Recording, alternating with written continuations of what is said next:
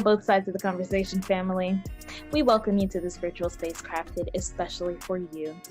My name is Jada Curry, and I'm both sides of the conversation's marketing director and graphics design specialist. I want to take some time to ground us all as a community into this space we are about to open up in, so let's go through our community standards. Both sides of the conversation is providing a safe and honest space for open conversation, so we ask that you all be respectful of that. We also ask that you be respectful of each panelist, host, and participant. We do encourage healthy debates and conversations. Don't personalize anything with anyone. This includes name-calling, bullying, trolling, or shaming. This will not be allowed or tolerated. Your perspective is yours. It is not a prescription. You do not have to agree, but show respect. These community standards apply to all of our live shows and any virtual spaces that we hold on social media, including YouTube, Facebook, Twitter, or Instagram. We want to make sure that we are caring for each other as a community. This is our priority in all of our endeavors as both sides of the conversation. With that being said, I hope you enjoyed today's show and continue to stay in touch with us via YouTube, Facebook, Twitter, Instagram, or all of them. All right, thank you for listening and see you soon.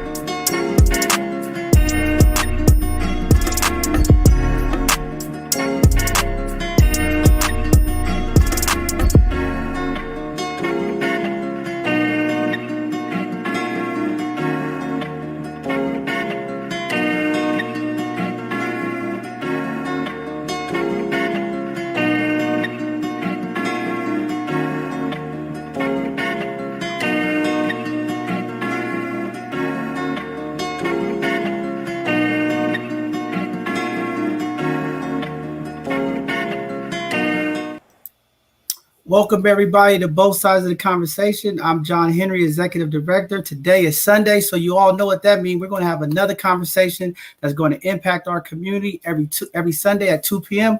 We have these virtual conversations. Today, we are talking about relationships. How do we repair these broken relationships in our community? How do we tighten up the communication so that we can have better relationships in our community? Phenomenal show today. We have a large guest.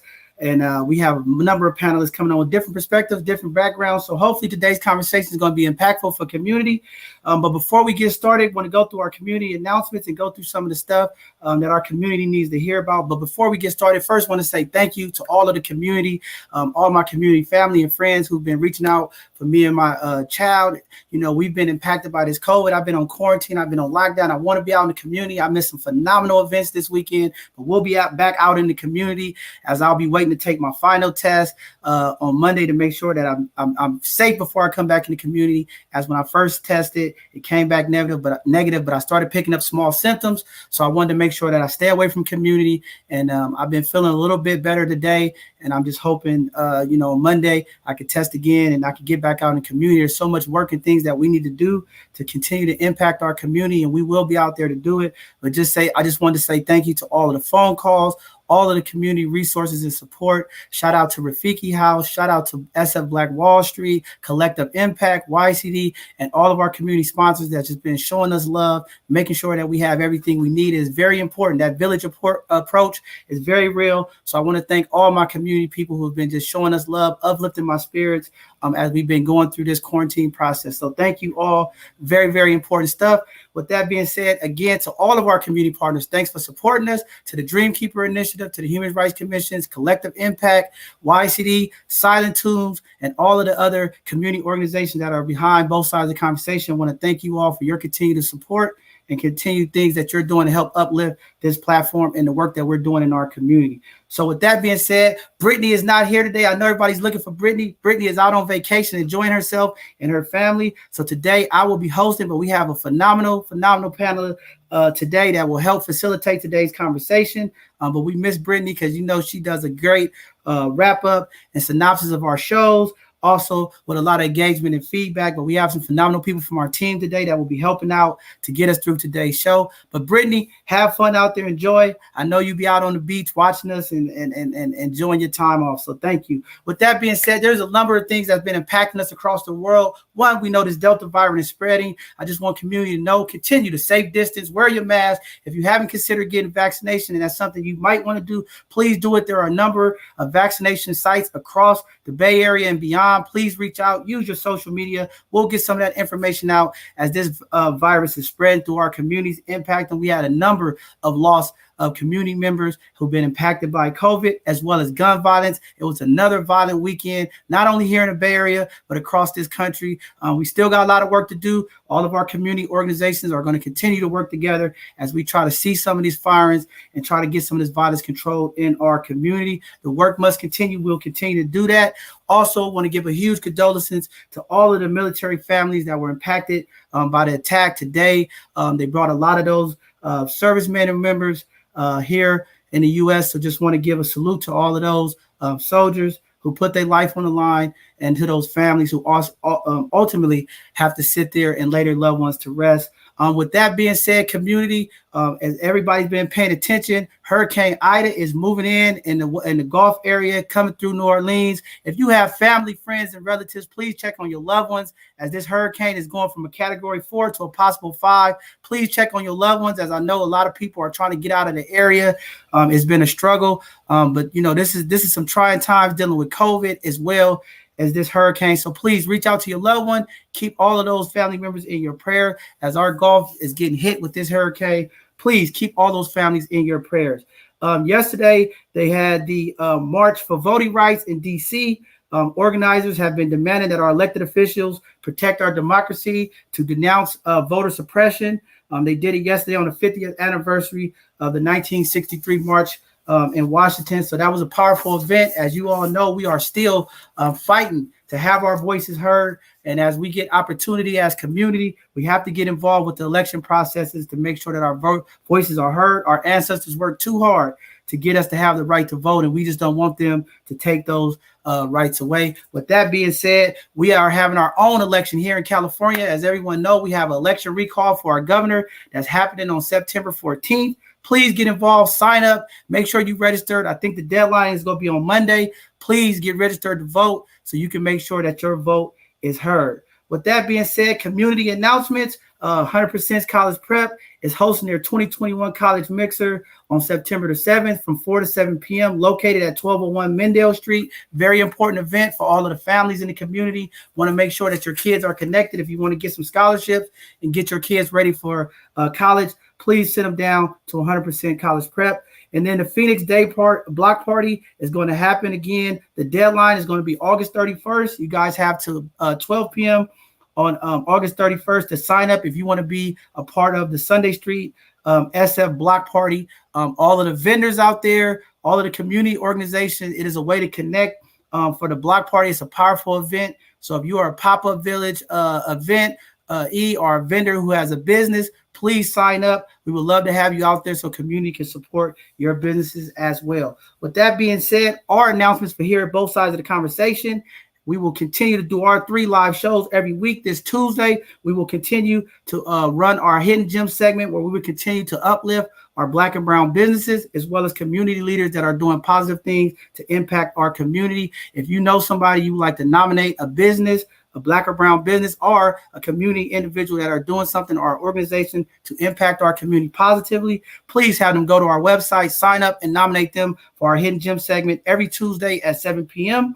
And then Thursday, we have our Educational Thursday, every Thursday at 6 p.m. We're going to have some phenomenal Educational Thursdays coming up. This Thursday, we're going to have Eva Pena from the election department to come on and educate community about this recall and giving all the proper information so people that know who have felonies and different backgrounds, who can vote, who can't, and make sure that that information gets to the community. Our upcoming conversations, we are still recruiting panelists, guests, and hosts for our upcoming shows on 9/5. That Sunday conversation, we're talking about solidarity and language in our community. When we're talking about Asian hate and Black Lives Matter, we're going to be talking about what that solidarity looks like and how that imaging and language impacts our community. So we are still looking for people to be a part of that panel as well. If you have a background in inclusion, diversity, and you feel like you can speak to some of that, we would love to have you to come on and be a part of that conversation. On 9/12, we're going to continue part 2 of our disability conversation. We are reaching out to our city departments to get them to come on and answer some of these questions from part 1 that we heard from community about some of the struggles that people with disability are dealing with in our community, not only from COVID, but just on a day-to-day experience. So we're looking for that conversation as well. And then we're going to have a part 2 of our community violence. As you all heard me in the opening, we have been plagued not only here in the Bay Area, but across this country with gun violence.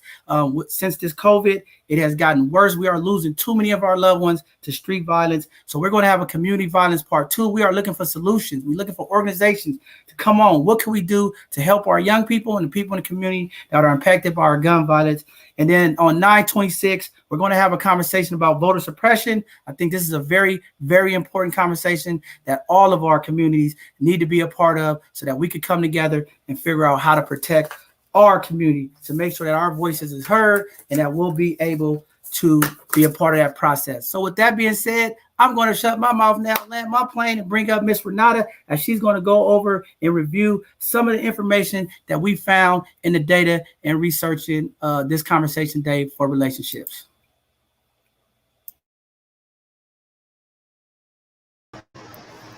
So today's conversation is going to be, how do we repair broken relationships? Our communities are plagued with broken homes and single-parent households, and the breakdown of the family structures has negatively impacted our Black and Brown communities. So in this segment, we want to discuss the issues and possibly produce solutions that will build positive relationships and will heal our communities.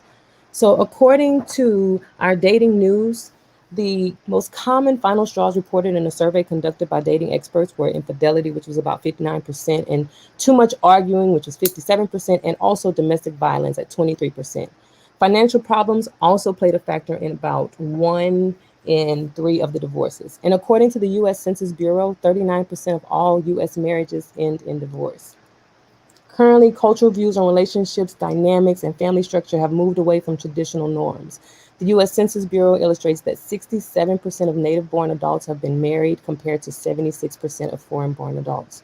Also, a common theme in marital trends is that millennials are getting married later in life in comparison to baby boomers. So we also have to consider the social and economic barriers to marriage. I mean, the mortality and imprisonment rates are high among Black and Brown men. In addition, financial stability and job security has impacted barriers to marriage as well. So we have to come up with a possible solution. A possible solution to the downward trends in marriage could be to support our Black and Brown men to have more access to education, job training, opportunities for entrepreneurship, and even financial security. Premarital counseling could also be a positive impact on the longevity of relationships, and marital counseling through the life of relationships. But these are just a few things that we want to look at and come together and discuss as a community so we can work on resolutions to come together. I'm going to go ahead and pass it back on to you. All right. Thank you very much, Renata, for bringing up that information. With that being said, we're going to go ahead and start introducing today's panelists one by one. We'll bring them up so they can introduce their self to community. First, we're going to bring up Miss Shannon Morgan. Shannon, come on up and introduce yourself to community, and we'll pass it on to the next person. Good afternoon, community and all. My name is Shannon Morgan, San Francisco native, San Francisco State alumni, also practicing psychotherapist. I currently also oversee a collective array of social services and protective services programs geared towards the elder and dependent adult population in San Mateo County. Thank you. All right. Thank you for being here today and being part of this conversation. Next up, we have Brother Santana. Go bring him to the stage so he can go ahead and introduce himself to community. Unmute yourself, brother. Unmute yourself. Thanks. Thanks for having me. I just want to say hello to everyone in the community. And my name is Santana Shabazz, New York City native, Harlem, New York. Currently, I am a certified life coach, and corporate American engineering is what I do typically. What else about me? Veteran, 18 years in the military, and currently just single. All right. Thank you, Brother Shabazz. And a salute to you for your service. I told you early in the cast, here at both sides of the conversation, we all always uplift our Black and brown service people. And we just want to give you a salute for your service and thank you for your service, brother. And for the community out there that just say we just a California platform, we only represent the brothers from New York, man. So we got New York in the building. You know what I mean? We got some other people on here. So we just let y'all know we got people all over that's a part of this both sides of the conversation family. So with that being said, we're going to bring up our next guest, Ms. Vanessa Bailey. Vanessa Bailey, come up here and introduce yourself to community. Hello, everyone, community and everyone. I'm Vanessa Bailey, San Francisco native as well. I'm a mother of 3 children. My oldest is at Grambling University. I'm a wife of almost 13 years. I'm a minister, mentor, friend. I have my own business, So Blessed Hands and Hair, entrepreneur. You can catch me at soblessed.biz, and I'm just happy to be here. All right. All right. Thank you very much, Vanessa, for being here. And definitely, if you want to put your business information in the chat, we'll definitely get that information out so community know how to connect and support you as well. All right. With that being said, our next guest, special sister, she's one of our both sides of the conversation, powerhouse movers and shakers. She's here today to be a part of this conversation. Ms. Latoya, come up here and introduce yourself to community.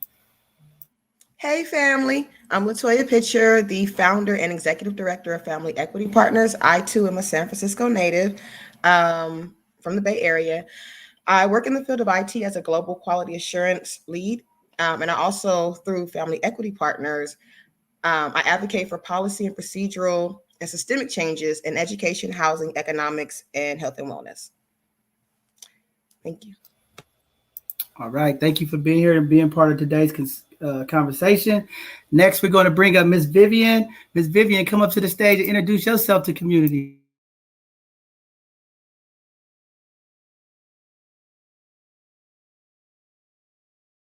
Uh-oh, is she frozen? Okay. Hi, family. How's everyone doing? My name is Vivian Mason. I am a Louisiana native, born and bred by way of Houston, Texas. I am the CEO and owner of DirtyGirlsTX.com. It is a website where we offer many toys and pleasurable items to keep you, even as a single person or as a married or involved with other people, keep that fire going. I also own a company called First Rate Client Services. All my employees work from home, doing call center business. But I'm here for input on things, and I'm glad to be here. Oh, we happy to have you here. Very, very important stuff, because there is a lot of women out here who are going to stay single. And thanks for Dirty Girls having some things that they can have to help themselves. So I'm happy to have you here. Brother Mark, we're going to bring up Brother Mark Scott to the screen. Welcome, community. Brother Mark Scott, a native of Houston, Texas, a product of the 70s. I've lived multiple lives, have gone from the prison to the pulpit, was in active vocational ministry over a decade, have since stepped down, but love to use my gifts to try and bring value to people. You can find me on YouTube or Facebook at Mindsets with Mark Scott. I am available for consulting work. I literally have always had a passion for serving people and just studying human nature and interpersonal skills and how we can work as people together to bring better relationships. So looking forward to taking this conversation and adding some value, and hopefully we can move forward as a community. Man, very powerful stuff. Well, thank you all. I know we have a couple of guests who having some technical difficulties getting in or running late, but we'll bring them in as they come in.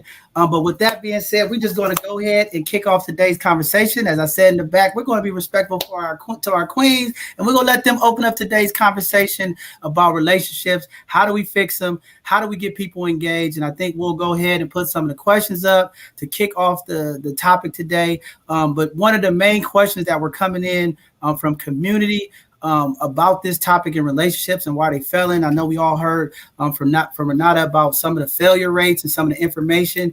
But the first question that I just wanted to kick off as we kick off this conversation, and we're going to start off and let the ladies go ahead and chime in. But the biggest question that we get, has social media given us a false narrative of what Black love looks like? If so, what can we do to change that? That's how we go open off today's conversation. Anybody could go and get it started from the ladies.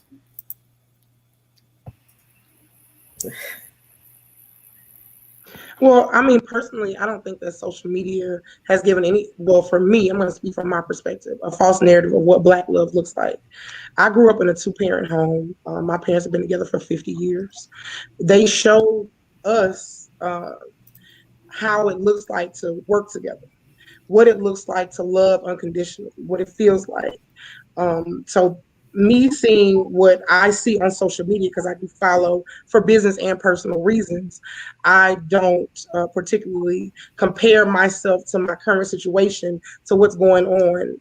I know that it's all propaganda for the most part. I'm aware that, most of the time people are fake booking. They doing it for the gram or whatever the case may be. That's not going to hold me to a certain standard that I feel like I have to keep up, so to speak, with the Joneses of people in their relationships and what they feel like is relationship goals. Everybody has their own level of standards and requirements for themselves based on personal experiences and what their personal belief window looks like. So for me, social media, depending on that level of the person's thinking, maybe their lack of experience, or in being involved in what a healthy relationship looks like, that may be something that they may be pulling from to depict the narrative of their own personal relationships.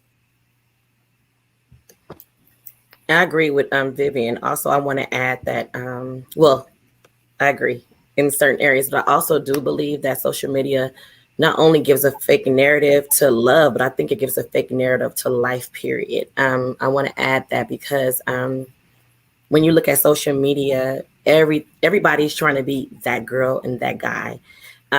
We look and there was a hashtag that was like relationship goals and things like that. And I just personally don't believe that we should have relationship goals. Our own lives should be our own goals. And so social media has made people believe like this is how life is supposed to be. Vivian came from a 2-parent home, but there are people out there who didn't come from a 2-parent home. And so what they see out there on social media, they bring home and to make it believe like, oh, this is what it's supposed to be. But if you really know certain people, they can post this picture of what looks good. Oh, they look good. They're smiling. But after that picture is taken, we don't know the tears that's crying after the picture is taken. Or the social media might say, oh, he loves you because, oh, you woke up to roses. But what about the man who got up early and went to work early? Love looks to this man like getting up, taking care of his family, not roses every single day on the table before you get up. So I think you, like she said, have your own standard of what love should be. Latoya or Shannon? Yeah, I agree and disagree with Vivian and Minister Bailey, because yes, you should have your own standard, but no, I don't disagree. Let me take that back. I want to expound upon that. I see social media as a magnifying glass, whether it's about relationship goals, professional goals, whatever it is, it's a magnifying glass. It is going to magnify who you are if you use it. If you are a messy individual, that will show up on social media. If you are a loving individual, that will show up on social media. And with regards to the whole, no, well, let me back up a bit too. Number one, I do not subscribe to blaming social media for human behavior. Number two, with the relationship goals, as Minister Bailey stated, you don't know what's going on in that relationship. You're not supposed to envy others, regardless of what you practice or what you believe. But envying others or comparing yourself to others takes you away from you. And if you're going to hold you accountable for you, then you have to focus on you and really sit in yourself. And uncomfortable as it may be, address those parts that make you uncomfortable about yourself. So social media is not to blame. The individual is. Agreed. I agree. I will concur with all that was said by all of the women, I think that what I'm hearing collectively is that we can discern some of the discrepancies in social media and how it is false narrative. But we also understand that that's our generation. There's many younger generations where they're being raised by social media via their phones. Many kids, that's how they get news. That's how they see society, based on their attachment to their phone and these apps. So I think there are some individuals, and I won't just say younger people, but certain people, they're going to gravitate to whatever narrative they need to gravitate to kind of validate what they want to see, whether it's having the mate that has the flowers every day or the man that is giving you material things. They're going to gravitate towards that, whether it's social media, whether it's their peers, to confirm that. So I think there's media in all forms, and social media is just social media, i.e. IG, Facebook, the others are just very dominant now.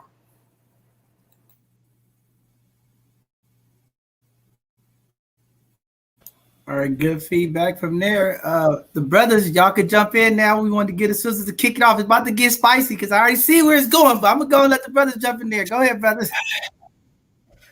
Well, I'll just say there's a context that a lot of times we kind of miss when we talk about social media. And again, generationally, for those of us who were born and actually lived some life before social media was a mainstay, we have a little bit more context on relationships and how to judge them. But because it's become so prevalent, a lot of our influences now is done through the comparison thing. When you give people the access to so many perceived options through social media, it does tend to skew how we process and value our relationships. One of the challenges that I've heard talked about, a lot of times we will do things for the likes or do it for the gram to try and impress people. But human nature works is we don't like showing our dirty side. We don't like showing the places where we mess up. So a lot of people will sculpt or script an image on social media that is not their actual reality. And when other people view that, they're basing the scripted version of what people are putting out on social media as if that's their actual reality. And a lot of times people are just faking it. But if you're comparing yourself to the false images, then that's going to give you a messed up perception of what your situation should actually look like, because you're comparing it to the false narrative. So in that aspect, social media has skewed our view of what Black love should look like. But again, it still falls down at the individual level, where you have to have some personal accountability, because you have to live your everyday life. Your circumstances, your situations may be different than the person you see on social media. And if you don't have that awareness, then yeah, you're going to run into a lot of problems trying to have healthy relationships in your real life if you're trying to do it for the likes or for the gram. So that would just be my 2 cents. But I think the ladies actually hit on some very good points in that.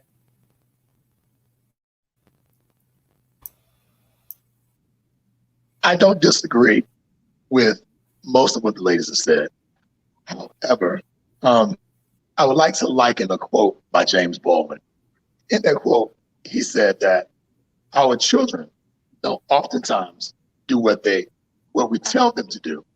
However, they do oftentimes do what they see us do. With that being the case, I do think a lot of people act out and live their lives on social media. I'm not saying that social media is the end all be all to blame. No, not at all. However, I do think that on both sides of it, this show, I think that we have to really consider upbringing, and we also have to consider economics. If you've been kept away from so many things for so long, and what you see on TV, it becomes a reality that you constantly feed yourself.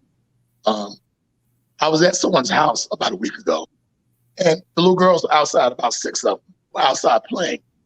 I asked the question, so what are you guys doing? They said, we're playing basketball wives. Blew my mind. So I agree with the ladies, but I disagree with some aspects of what's not to blame. Not to blame. We have to look at our homes and talk to our children. We have to talk to our parents as well, because there's always an issue with lack of parenting and the lack of influential people at home in the communities, it plays a big role. My 2 cents. All right, phenomenal stuff. I'm gonna keep my mouth closed. My PR team has informed me that I can't say no, so I'm gonna be careful. I think it has affected our narrative. I think when we look at social media and how it impacts community, and being here on a media platform and understanding influence, it does impact us, and I think it has impact our community because it has put out a fake model of what Black relationships is, what Black love is, and I think some of these social medias have enhanced what these expectations and things of relationships are about, and a lot of times it's not true. And I think Vivian hit it right on the head of the money. Nobody sees the back end, and that's one of the things of social media that really impacts our young people.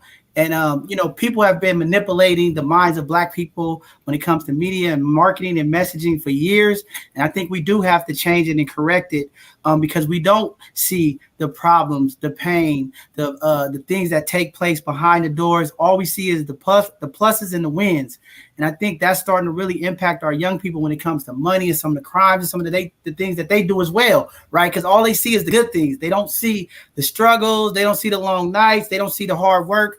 And I think we really do have to work on that narrative shift. And that's what we're doing here, trying to help shift the narrative and have these conversations, because these conversations can become very tough for some people when we talk about, the things that impact us. But I think the social media part, we definitely going to have to really look at how do we change it and make sure that messaging that gets out to community is right. I mean, even with these reality shows, because this stuff is impacting our community and they don't understand the greater damage that it causes when you talk about these real life shows and love and hip hop, and our young girls and our young males in the community that are watching this stuff. And I think it does a greater divine and disservice to our community over the long haul, that sometimes the people that's just going to get the money to do this and show up, they don't understand the generational impact. And I think that's why it's important that conversation or that question came up, because we have to be aware, and as community leaders, as panelists here, leading by example and having that integrity and having those conversations are very important, because our kids are watching, and when they see these conversations that our ladies are having on Real Lives, and I see some of this stuff, and it's like, what the heck, is this what our young ladies are supposed to be? And then we get mad when we see them out there, twerking and doing different things on social media. So it definitely is an influence. I think we definitely need to change it. And I think it looks like being authentic and being real and having conversations like this is kind of the Kickstarter. Brother John, if I may, you just mentioned something in there that I think a lot of people don't actually understand. And the power of media has been recognized for years. At the end of World War II, they actually took people that were working for the intelligence agencies and made them the heads of major media outlets so that they could begin to shape the mindsets of society during peacetime. One example with smoking. Back years ago, it was not very popular for women to smoke. It was considered a cultural taboo. Well, the cigarette manufacturers got together and they came up with ad campaigns where they would strategically place women who were very popular, very noteworthy in movies, TVs, and commercials, and they would show them holding a cigarette. Well, this was actually part of the feminist movement to gain more freedoms for women, to say, well, if the men can do it, the women should be able to do it. So they used the power of media to push a narrative that changed the entire social construct of how we viewed things. So when you fast forward to now, when we're talking about social media, a lot of people don't understand how powerful the algorithms are, because a lot of the information that you get in your social media feeds it's shaped by the algorithms to bring you certain messaging that's consistent with either the advertisers that you spend time looking at or the different content that you spend time looking at. And they continue to narrow what you see in your news feed. So that's how people's mindsets are being shaped through the media. And now, because again, it's social by nature, human beings were all social creatures. We want to be accepted. We want to be a part of the group. So if your group that you're being identified through the algorithm does certain things, that's the narrative that is going to continue to be reinforced until you kind of end up into this silo of thinking. And that's why social media has been so powerful in shaping how we as a community view our love relationships. Yeah, that's very powerful. That's great stuff. I mean, once you press post, it's out there. 15 minutes, you could, and influence, people are having, 30, 40, 50, 100,000 people following them. And like that's coming in an instant in our hands.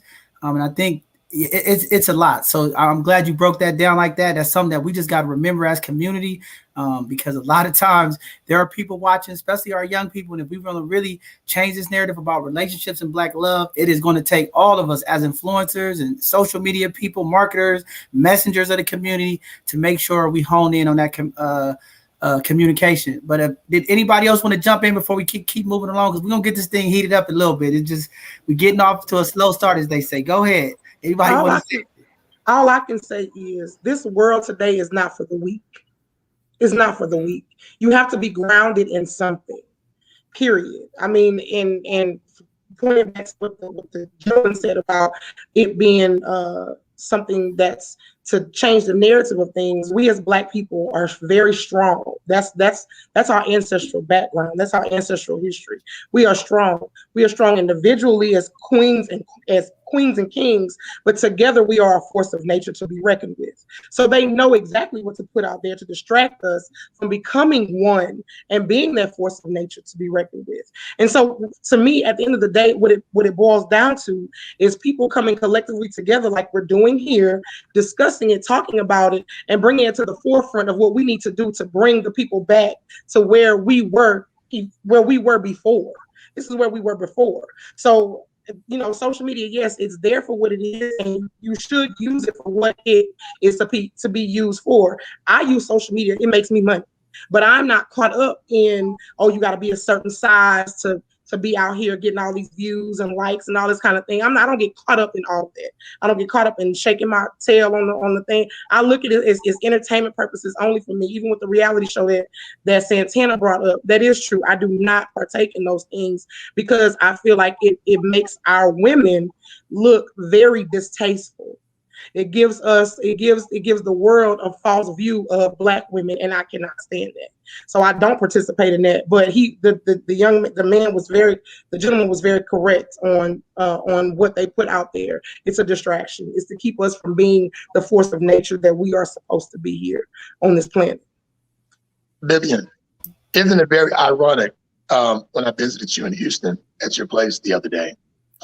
This is the main conversation we talked about. Exactly. And I think from that conversation, what we gathered, and guys, forgive me, I host parties, and I'm kind of hoarse to my party last night. I normally don't sound like this. I'm a lot smoother, I promise. But I think what we took from that conversation, Vivian, was that individually, we grow individually, but collectively, we don't grow. Therefore, relationships cannot cultivate if we don't understand how we have to work in symphony with one another. So if what we're consuming is the majority of things that are not positive, you have to balance it out, right? You can't watch too much in MSNBC. You can't watch too much Law and Order. You got to find something in there to balance it all out, right? So, and there's no such thing as all or every. But then I just want to ask you a question. What have you done individually and also collectively to bring people to your level? Because you're very successful. Well, you're talking to me, right? Yes, sis, you. Yeah. I mean, I'm always questioning. I'm always trying to get to the core of things. That it's always a root issue to something, regardless of what it is. There's always a root that causes people to act in such a way. It's always something, a void maybe that has people doing the things that they do, say the things, acting the way that they act, treating people the way that they treat people. So for me to be successful, I've sat still and just pay attention. And for me, my passion is women. My passion is women. not in that fashion. I love men. I love men. But my passion is women, and getting them to understand that the power within them is what it's going to take to bring about change. And I've been through some things in my life. I am an ex-convict. I sat down for 6 years in the penitentiary, so I had a lot of time to think about the things that I had done that were not conducive to living a successful life in the right way. For me to be able to be an example and lead the way. So at this point in my life, getting it from the mud is something that I have made sure to do, and I will tell anyone my testimony. And it's possible to be a person of leadership regardless of the past. It's possible not to fall prey to the things that's put out here to make us be distracted. So it's very, very imperative that for me personally that I keep moving forward and I push forward constantly. I want to say something because I think you hit on something that's very powerful, but I also want us to remember, because you said that you don't subscribe to the social media stuff and you get it, right? And it's the same thing with this rap music, movies, and everything. The reason why we have to be careful is because our young people that are watching, they don't understand that the dancers in the background get paid, they go home, right? And I think we have to make sure that when we're talking about our young generation, because we're also trying to uplift our young people and teach them how to have relationships, how to deal with each other. And they might not be at that maturity or that level where they understand this is just fake, this is a movie, this is an act, and they really live it in real life. So we're dealing with a younger culture of young people who believe everything they see because they come from this see me, show me culture. So if I see it on social media, I can do it, right? So I think that messaging, it definitely, I can subscribe to it, but I also could push back because I think we have to be careful that our young people, they don't understand, right? They out here robbing and killing to see because they see they rapper that they like with chains and all this, and they don't know some of this stuff is rented, the cars is rented, they think that's their life, right? So I think in that narrative shift, we also have to be realistic too. Yes, as individuals accountable for ourselves, we could probably handle it and understand because of the life experiences that we've been through, but we also have to think about those generation of young people who haven't got that experience. They just see and they get excited. Oh, this is what I want to do, right? And that goes for relationships and everything. So I think, I just wanted to highlight that to make sure that we also understand in that messaging that we're making sure that our young people know when we're dealing with them that, hey, this is not real. Or, these people are getting paid for this. They're acting like this because they're getting paid, especially when we talk about reality TV and the things that we're putting out there.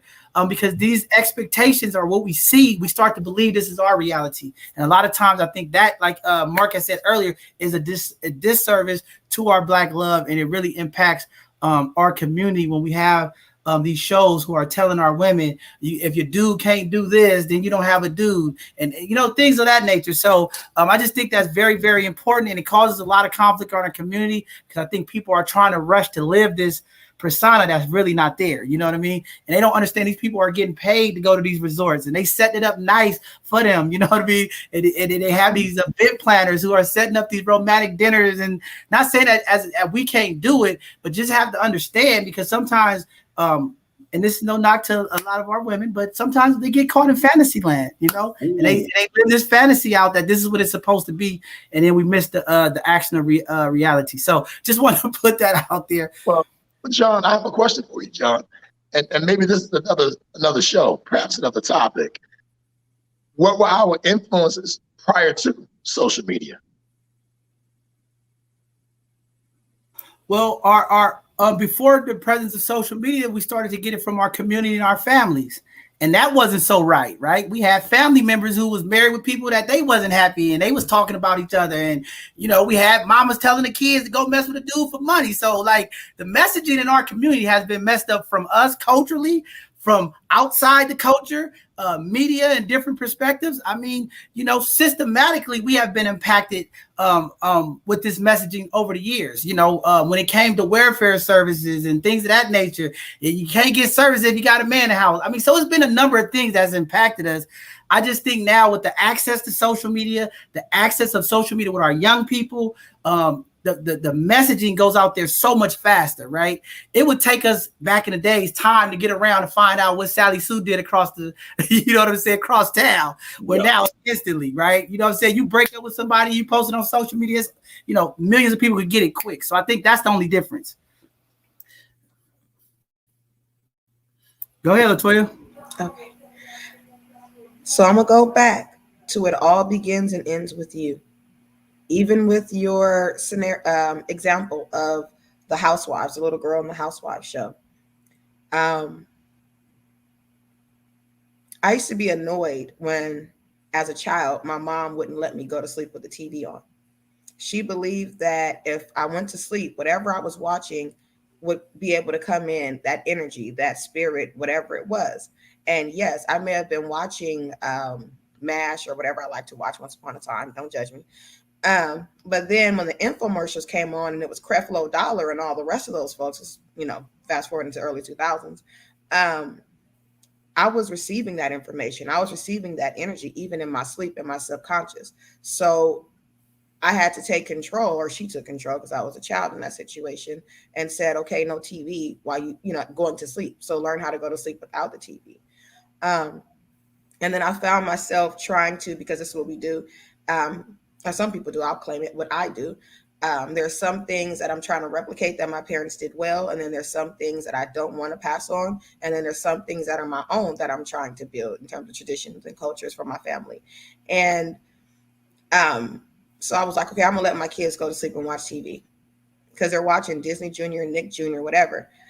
And then I realized after about 10 p.m., even those channels have some things that I don't necessarily agree with, that I don't want exposed to my children. And so I had to tell them the exact same thing my mom told me almost 40 years ago. You cannot go to sleep and watch TV. I need to protect your energy. I need to protect your spirit. So in your mind overall, your subconscious. So it goes back to what you allow in your house will control and dictate your mindset. And if that's housewives, that's what it is. But there's also there's also a piece where we have to consider, or at least acknowledge, that some of our families are the result of at least 4 generations of fatherless households. And John, you touched on this a bit, but you know, current child, no father, that child's parent, no father, whether it's a male, you know, the mother or the father, there's an impact to the family. And to tie it into the next question, how do we date today, if it's okay? And what does healthy dating in today's environment look like? Right now, how we date today is, or any day, it's all about mindset. We have the mindset to come up, to pull ourselves up by the bootstraps, to grow together. And we have a love mindset. We have relationships for love, companionship, to address our emotional well-being. And my grandparents were married for a very long time. My grandfather passed in 2000, and my grandmother, she's still alive, and she has not remarried and has no desire to whatsoever. But they didn't marry for love necessarily. They married because they understood their roles in societies and what it needed for the Black community to be able to raise itself up. So it was more about what kind of profession my grandfather had, and then how could she have a profession to support that? Because that's how Black communities were in the South in Louisiana. They grew up in a very rural place in Louisiana, middle of nowhere, essentially. And so they didn't have access to a lot of education unless they had to drive like 3 hours away to Black only schools and et cetera. So with my grandmother having a college degree, mind you, she was born in 1929, that was a huge deal. That was really big. But it made it so that she could not necessarily be my grandfather's secretary. That was not the thing at all. She was a nurse and he was a civil rights activist. So as you can see, they chose 2 completely different paths. But her knowledge in the health and wellness field was actually valuable to him. And it was an asset to him in understanding how nutrition played a role in education. One of my grandfather's first cases out of law school was Brown versus Board of Education. Topeka, Kansas in 1954. So most people were thinking, okay, kids need books, kids need good teachers, kids need healthy classrooms. But then there's also the kids need to feel a sense of belonging in school. They need to feel like they should be there. They're welcome there. They want to be there. They should also see themselves, their culture, and their pride in the school. But then also the nutrition factor, because a lot of our children, and I kind of got off on a tangent, weren't getting enough food or the proper nutrition. So that affected their ability to learn and et cetera. And we've always been in this state of survival as a people. So that's how we date today. We date to survive. We date to who can help me live a comfortable life or a good quality of life that I want to live. But I think what healthy dating could look like in our environment and should look like, and I think in some cases it does, and some folks, is that people have the mind, some men have the mindset to be a husband. Excuse me. Sorry, allergies. Bless you. Bless you. Bless you. Thank you. And what that means is some women have the mindset to seek a husband. But what that means is, one, what is a husband, right? A husband is, when you look it up, he's essentially a farmer. And what is the role of a farmer? To motivate, cultivate, and create. How does he motivate? He motivates himself. He motivates his wife or spouse, whoever his partner is, and then he motivates his children. Why is this important? Because if he's incapable of motivating himself, how can he lead that household? It has to start with him. And all this work that we do, it always starts with us. We cannot go outwards until we handle inwards. As a cultivator, this is where he actually becomes a husband, where he actually builds the foundation. And the first step of that is for him to prepare the land for the seeds.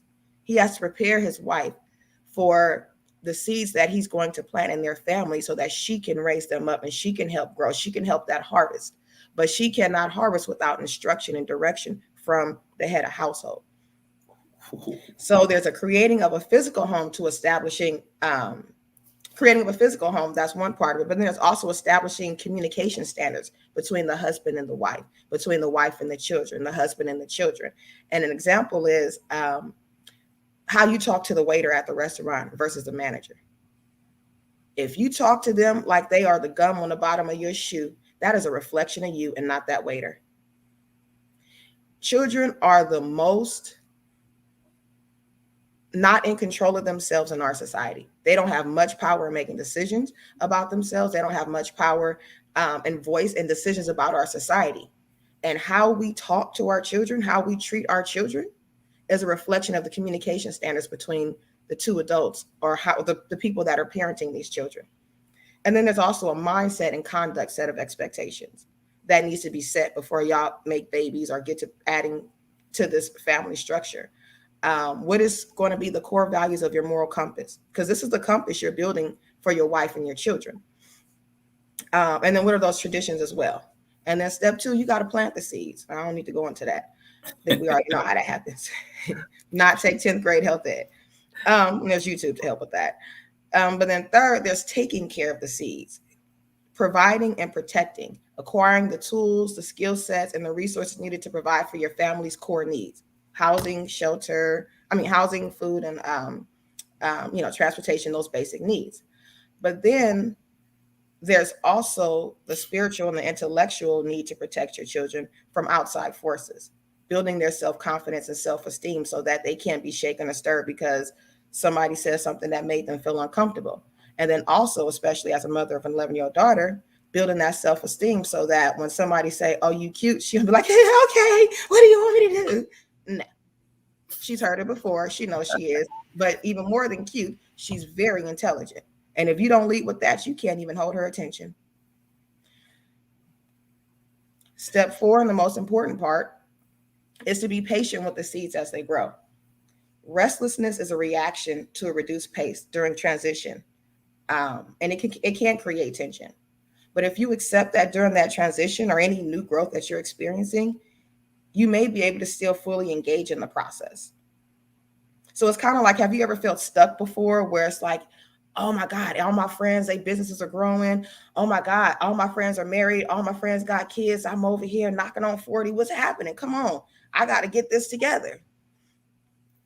Sometimes we're in a still space. So because we're transitioning between where we were and where we're going. And sometimes you got to let go of things that served you at one point in your younger years or even today, but are not going to serve you in terms of where you're going. So this space is actually an opportunity for you to hold still, use discernment and get rid of the clutter. And then realize, wait a minute, I need a couple of other things that I've never had before. Now you have clarity on what you need to elevate, and you could go seek those things specifically. And this is where the fireworks begin, everybody. Let's get started, because you said a lot, right? And I'm gonna respectfully let the other brothers chime in, because I've already been instructed by my PR team. But here's the thing, right? And I think you're speaking at some of the traditional models that we were raised on. And I think when we start talking about modeling and what it looks like, and I'm glad we hear what does it look like, because there's a lot of different models, right? We're dealing with modern women, modern men. We're dealing with different type of relationships, alternative lifestyles. So we really can't get focused on a box. But I think we need to have the conversation. But that it looks a lot of different ways. So from the brothers on there, I would like y'all one to jump in, and then the sisters, and let's start this, because I think that's a traditional model. And I think sometimes in our Black community, we rely on tradition and those models, and it doesn't necessarily apply to today in the reality. And I think this is why we're having so much conflict. Some things in that paradigm works, but some of those things outside of that doesn't work. So again, I agree with you. You have to lead. But again, we as brothers have to ask the sisters, y'all want us to lead, can you follow? But go ahead, brothers, jump in there. Brother Shabazz, you want to go ahead? Brother Minister, I'm going to let you have it first. Okay. All right. While I absolutely respect traditional values, a lot of the values that I had when I went into my first marriage, I was married for over 15 years and have been divorced now going on 2. A lot of the values that we hold dear from our tradition in modern society, things they're not as applicable, because again, going back to the first question, technology, social media, all of these things have warped our view of what relationships are actually about. There's a certain standard, as a man, when I got back out onto the dating scene, a lot of women were looking for the 666, a man who was 6 feet tall, made 6 figures, and had a 6-pack abs. Like that was the standard.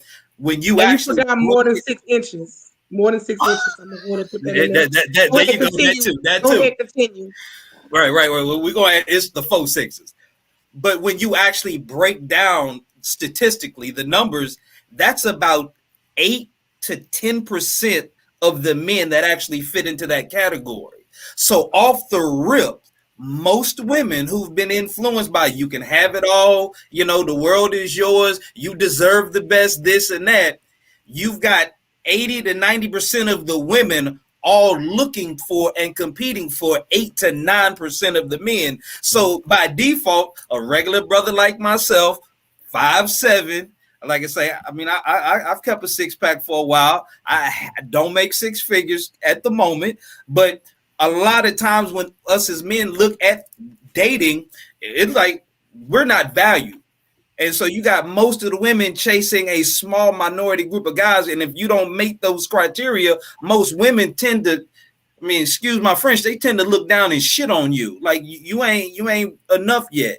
So dating modernly, you can't even get to the point of establishing those kind of values that a solid man would bring to a relationship. Because when you bring out the words like submission, cooperation, fitness, femininity, a lot of women be like, I'm so independent now as a modern woman. I can make my own money. I can pay my own bills. I can raise my own kids. So I really don't need you as a man, because modern society has positioned where the man has been strategically and systematically removed. You go back to the welfare system, you look how women were getting compensated for having kids but not having a man.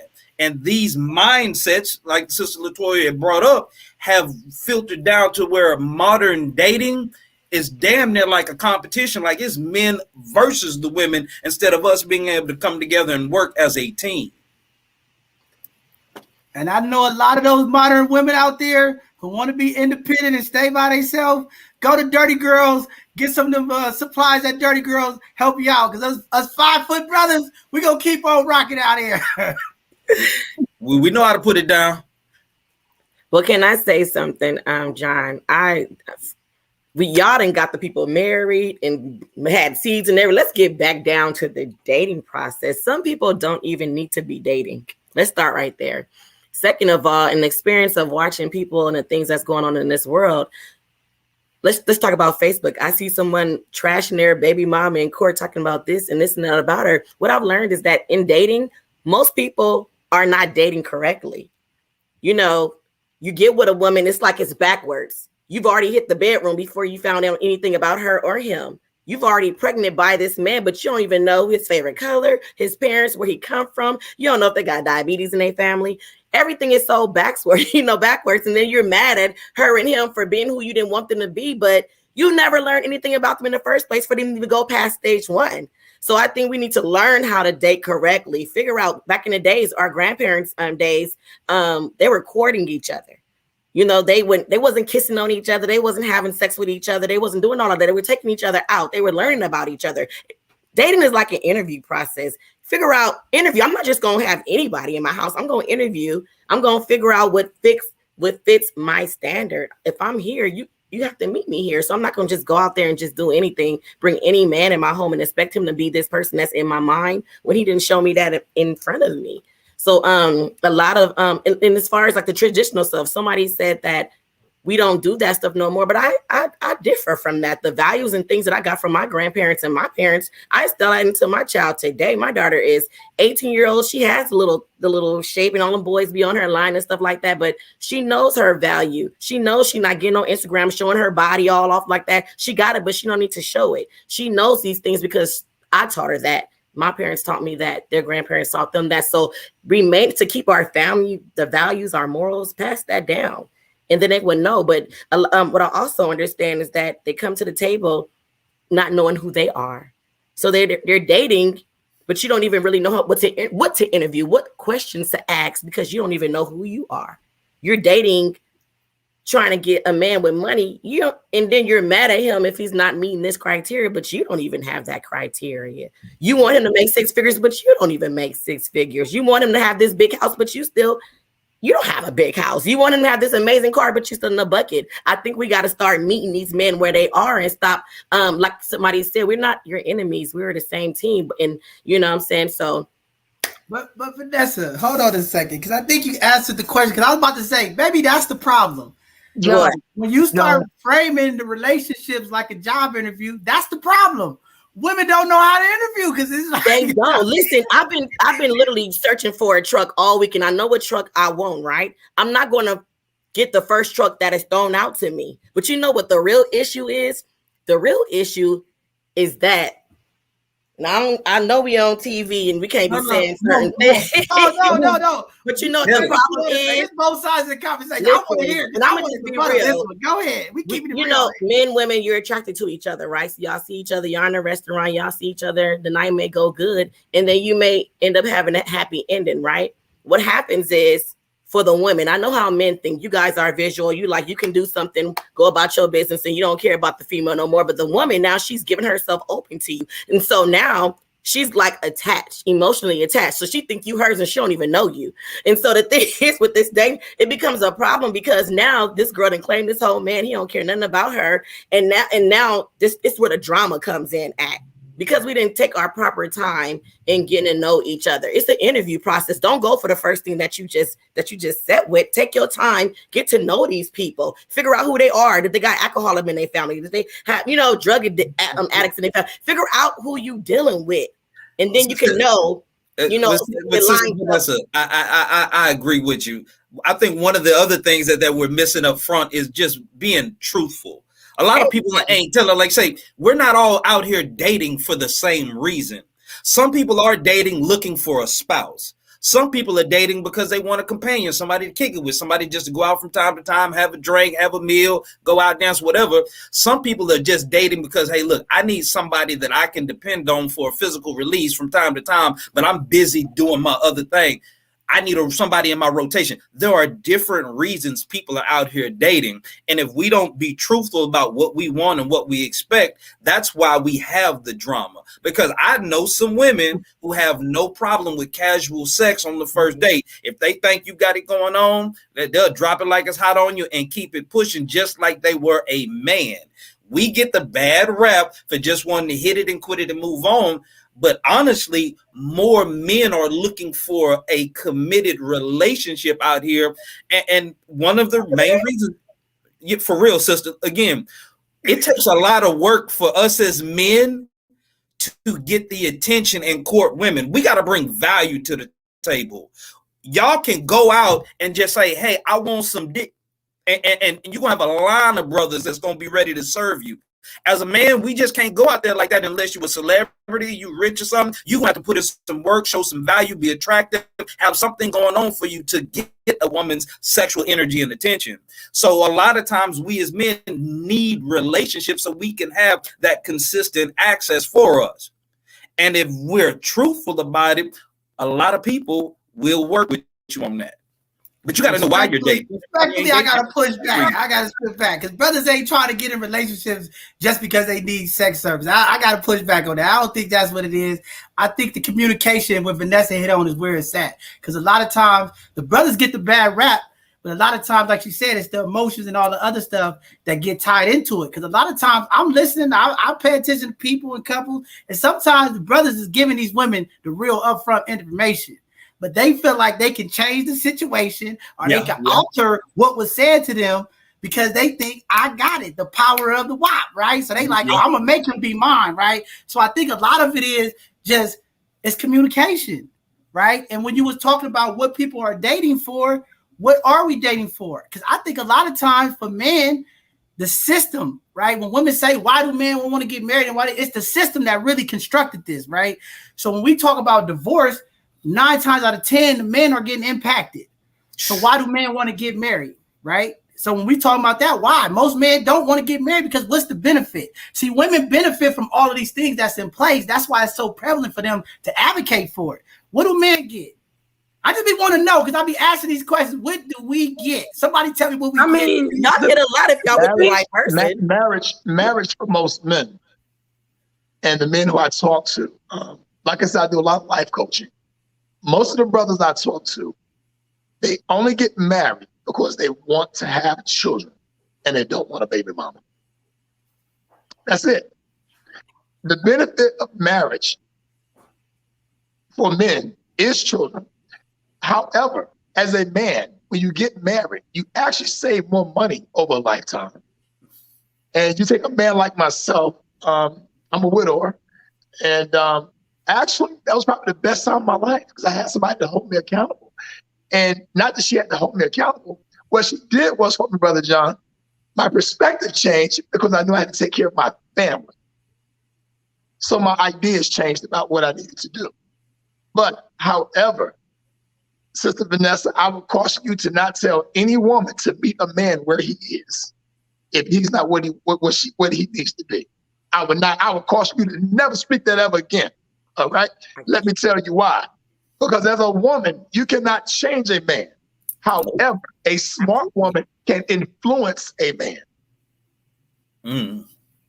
Okay. So, Brother Santana, so I wasn't saying meet the man as far as what you're getting at. What I'm saying is when a woman is going to come with her expectations of a man, she needs to have something to bring to the table too. You can't talk about a man who is not here, but you're not nowhere near there.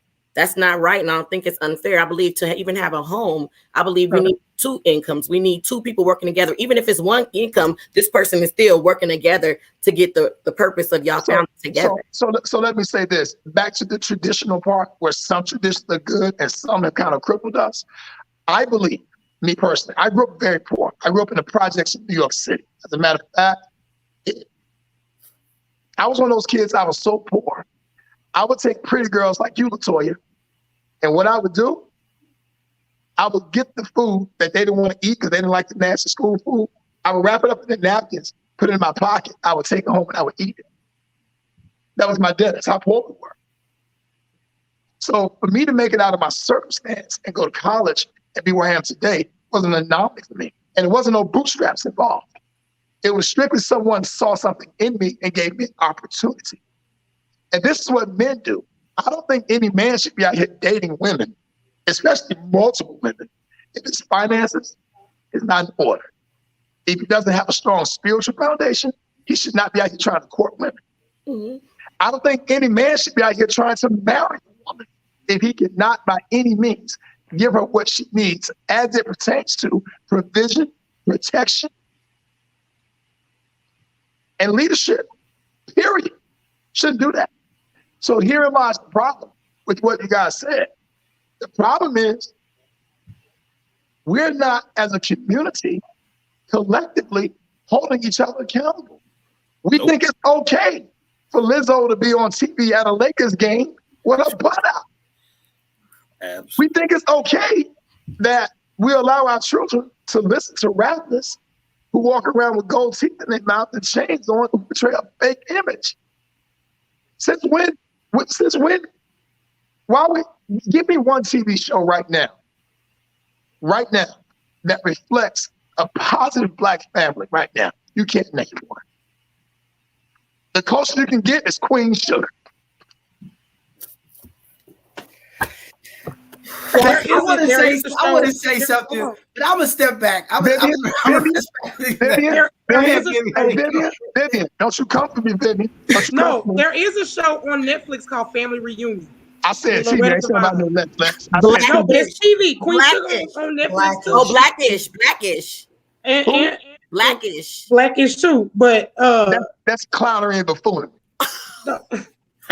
Listen, hold on. Y'all still didn't answer my question. What's the question, John? What's up, John? What men don't do. If Mark said it early, this box that y'all talking about when you say, Santana, brother got to be financially stable. He got to be able to protect and lead.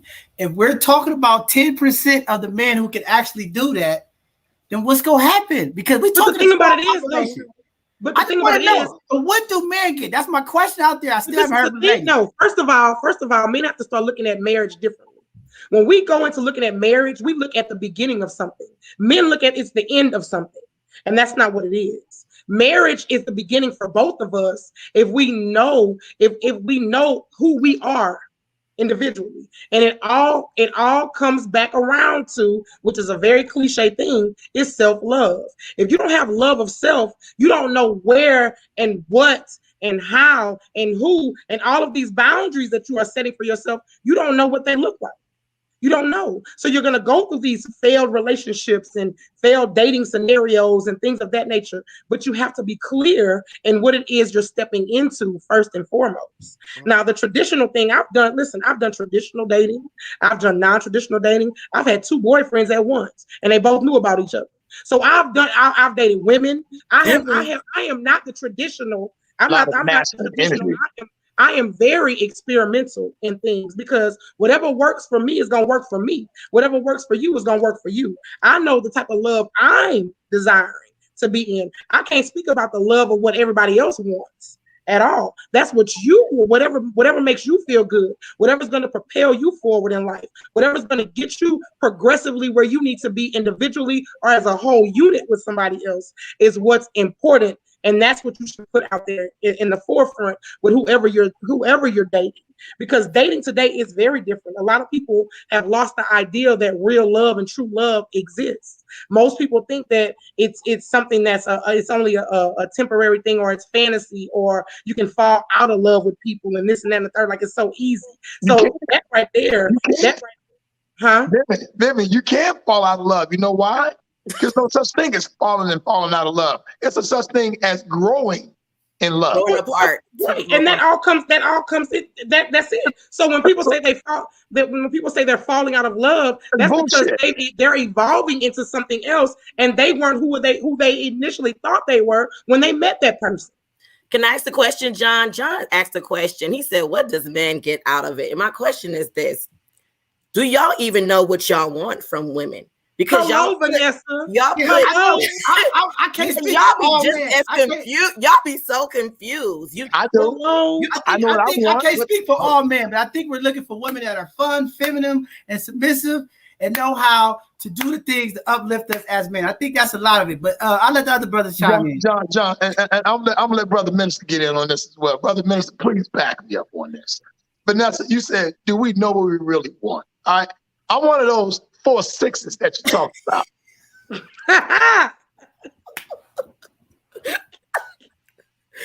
I'm 6'3.5". V, you can verify that, correct? Yeah, he is. I make well over 6 figures. You can verify that, V. Mm-hmm. All right.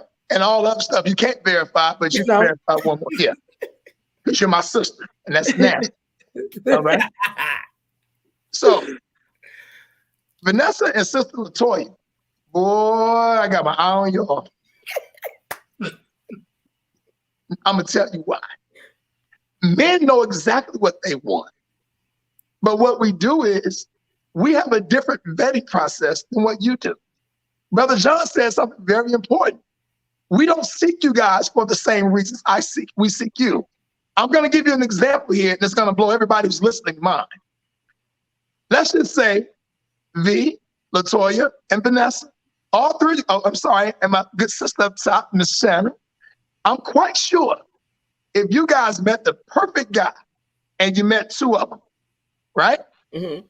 All things being equal between these 2 men, both of them make you feel good. They give you butterflies. As a matter of fact, he gives you eagles, not butterflies. He gives you eagles back there. Fuck butterflies, eagles is what he gives you. So y'all mess around. Let me get some water. Now my voice is back. I can talk now. Eagles. Come on, brother. So here we go. Both of these men, both of them over 6 foot, got all the 4 6s that you like, except the money. So watch this. The only difference is this: one makes $50,000 a year, and the other guy makes $850,000 a year. Who are you gonna pick? It depends on who's It depends on who I'm dealing with. We can't just throw it like that. We have to spend time with these men and understand it's still going to be, even if they're the same people.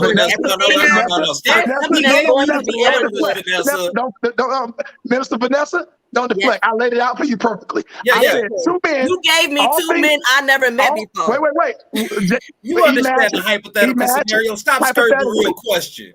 All things being equal, you got 2 men who you've met, and both of them are equal in every category that you like, except one makes $50,000 a year, one makes $150,000 a year. Who are you picking? It depends on the scenario that I'm in. I can pick both. It could be both. I can deal with a $50,000 a year man. I can deal with a $50,000 a year man. I promise you I can, but it all goes on about his character. I have to know who he is. But all things he said, all it things doesn't know. Minister Vanessa. All right, hold on. I know it's getting real. This is a good part of the show. Equal. But hold on real quick. Let's not speak over each other so that the community can hear, because they listen and they chime in. We want to make sure it's clear. Let the brother get his point across. Good brother Mark got something to say, but go ahead. We'll let Vanessa go. Come on, Santana. Let them get this in. I know about 20 sets of twins, and they are identical in everything. They dress the same. They act the same. It does not matter. There's always going to be something that causes them to be separate. So I'm not the type of person who's going to say I'm going to pick this more money man over this $50,000 man. I'm not like that. I'm not in the relationships for the money because I make my own. The problem is there's going to be something that's going to draw them to be different. Something. I don't even care if it's the one who put the toilet seat down. Something is going to Minister. You're a small percentage of women that think like that. 90% of these women ain't thinking like that, man. Then they have those different mentalities. That's why I'm just being real. A lot of women ain't thinking like. We gotta be real now. I'm gonna tell y'all this. This is what I'm gonna say on this show. We gonna keep it real, and we speaking for the masses. I'm on these calls. I'm in Clubhouse. I'm in these social media streets. I know what's going on. I listen to these women, and a lot of this stuff that you talking is a very small percentage of women who talking like that. Okay, just like the we gotta keep it real. Who make that much money. And this is for men and women. So we just gotta keep it real on that, because again, you're talking about a small percentage, just like y'all talking about a small percentage of men with the 3 6s.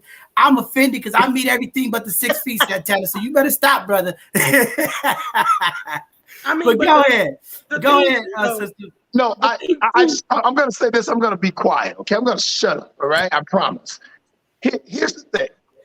I understand, Minister Vanessa, you don't want to seem or come across shallow. I get it. because when women go after men with the money, they're always labeled as gold diggers or shallow. I get that, and there's a need to protect yourself for that. But there's nothing wrong with a woman going after the interest of wanting a man who earns good money so she can have a home, a good neighborhood, and safety, and a decent and a decent school system for her child. There's nothing wrong with that. Absolutely, So and that's what we're trying to say. So but $50,000 a year won't get you that. Versus the man with $150,000. It won't. But you don't know down the line if that $800,000 a year going to be end up punching her in 2 years. So my thing is, I have to see these men personally before I can say. You're adding hypotheticals to my hypothetical. Okay, we don't want to move the goalposts. We don't want to move the goalposts. But I'm gonna say this though before Shannon go, because Shannon been waiting patiently. So when men think like this is the disconnect, because I'm trying to help us get to what the disconnection is, right?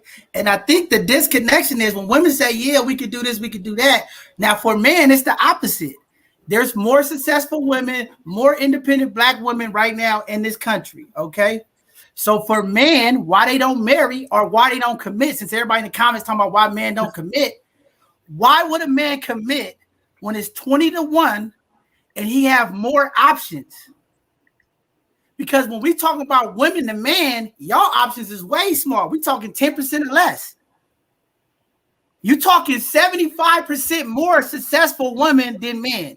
So why do you think men are hesitant to commit, court, and get married? I just wanted to go back to Santana's hypothetical question. And what he got was a typical response that sometimes women will give. He set it up.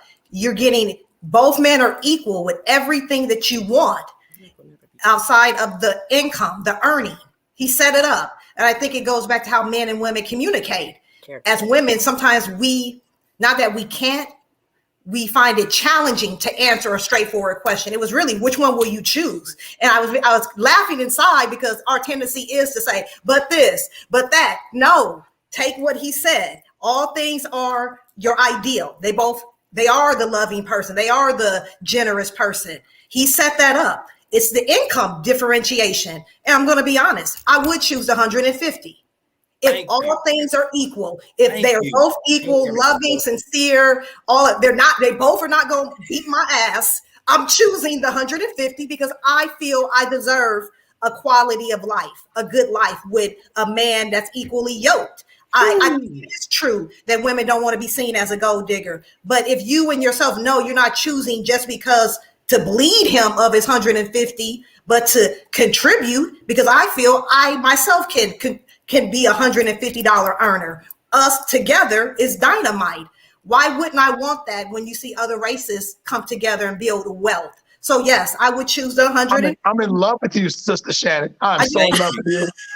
Yeah. If I could come to San Francisco right now, you would have teddy bears, you would have balloons, and I would grab you by your hair and I would kiss you. But Shannon, but here's the deal, okay? Here's the deal, though.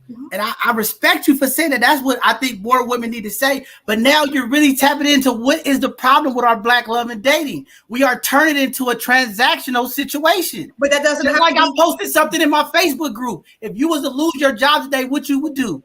All these women said, well, I get married now. You see what I'm saying? So you're turning relationships into transactional situations, which is pushing men farther away.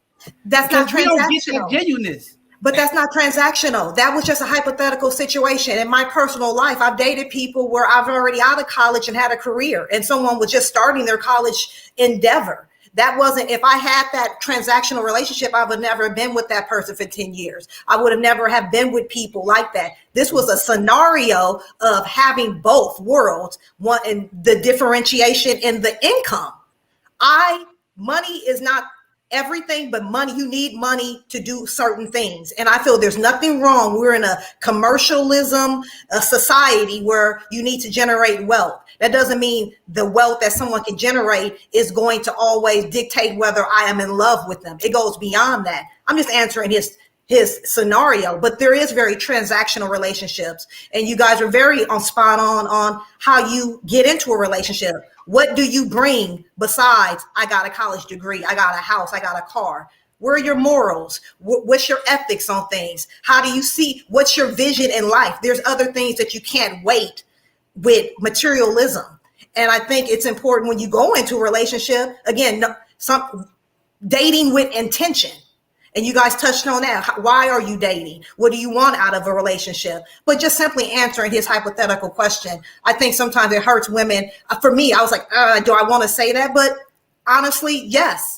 His scenario set up, yes, I would. So hold on, Vanessa. Hold on, real quick. Before you go, I'm about to pass it to you next. But I see people coming for me in the chat. And I'm about to I gotta educate my people out there, right? So this is a Facebook user out there that's saying, I'm trying to support this platform.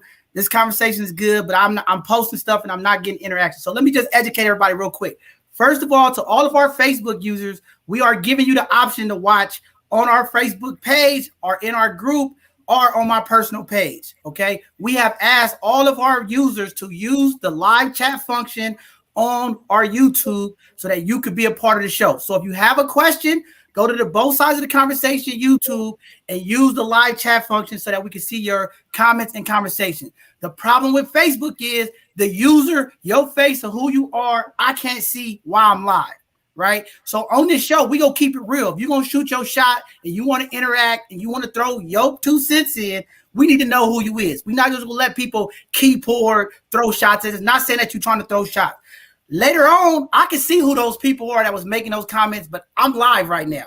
So if you want your comments, sometimes we will put comments up there if they're good ones or whatever. But our priority too is our YouTube. So we need you to like, subscribe, go to our YouTube and use the live chat function. Now, if you got a comment or you want to interact with the panelists and say something there, go to our YouTube so I can see who it is and we'll get that up there. All right. All respect. We love you. This is a community platform. We do want interaction from our community. But as the conversation get hot and spicy, as you all see, we turning that corner. It's getting hot. Go to our YouTube, use the live chat, and we'll get your questions and comments up there. Thank you very much. We love you. It's all respect, both sides of the conversation, but we got to keep it real, keep it pushing. But again, Shannon, I'm going to let Vanessa go, but I want to say this because I'm tired of hearing this. I hear it all the time. People talking about dating for purpose. And I'm going to wait. I'm going to let Vanessa go, but we got to touch on this. And then the other thing is these single women talking about I'm God-fearing women when they try to meet men. Let me tell you, for men, that don't mean nothing. We don't want to hear about that. We don't care about all that God-fearing women stuff and all these women on dating sites and everything. Everybody talking about they God-fearing women. I'm just going to keep it real with you. As men, we don't care about that. That's just being real. So I got to put that out there because I see the comments coming in and I just got to put that out there. We don't care about that God-fearing women stuff, right? And it's dating for purpose. We're going to touch on that a little bit later. But go ahead, Vanessa, jump in there. Okay, I guess it's going to tie into both what you, John, and Santana was basically saying. So you guys put us in this little box regarding these 2 men, but you never describe who the woman was. You want us to pick these men based off of a 50 or their money, but what if the woman already makes $200,000 to $300,000 a year? What if she wanted to be the woman that John was talking about, the women who, what are we going to get out of it? Maybe you're getting a woman who saw the $50,000, who saw his character and want to say, I want to give him a try. Maybe I want to build him up. I see his potential. He could be something. We watch this show, Sisters, that Tyler Perry Sisters that come on each week. You have a woman who's successful. She sees this young boy, Zach. He may don't have it like that, but there's a man in her office who's a lawyer who makes a lot of money, but she still chose to be with Zach, who don't even have no money because she saw his potential and she's wanting to build him up. So what you get out of women are, it goes by how you pick your women. There are women out there who still love a man, who still nurture a man, who still take care of a man, who still comes home to a clean house, who still has dinner on the table every single night, who takes care of their children, who makes sure their children are clean. Like all the things that they saw nurturing or as they saw a vision of their wife being, there are women still out there who still willing to choose that $50,000 man to still make him feel like that $800,000 a year man. So again, you wanted us to choose for the 2 men, but you didn't tell us who the women were. Vanessa. Okay, but listen, Vanessa. You speak to what black woman is not dating for potential. I'm telling you, I talked to these sisters. A lot of women date for potential. They think a lot of women do see men and be like, okay, they do. That's why they be brokenhearted, because they get to a place where they like, well, he had potential. There are women who dated people and saw their potential and thought they can do something different with them, and they just didn't end up the way they should. There are women. Some people who even got Go ahead, married. Latoya. Go, Come on, Latoya. Go, Toya. Go ahead, Go, Mark. Toya. Hey, Mark, you up next. Go ahead. I know Thank you can you. wait. Go ahead, Latoya. Go, Toya. Thank you. And don't leave me out. Come on, Vivian. No, Miss, we got you. But no, thank you, y'all, for offering that perspective. And I know y'all, man, y'all just want to lay it out all simple and sweet, like it's simple and sweet. It ain't. Sorry, it is what it is. To Shannon's point, first of all, I hear exactly what you said.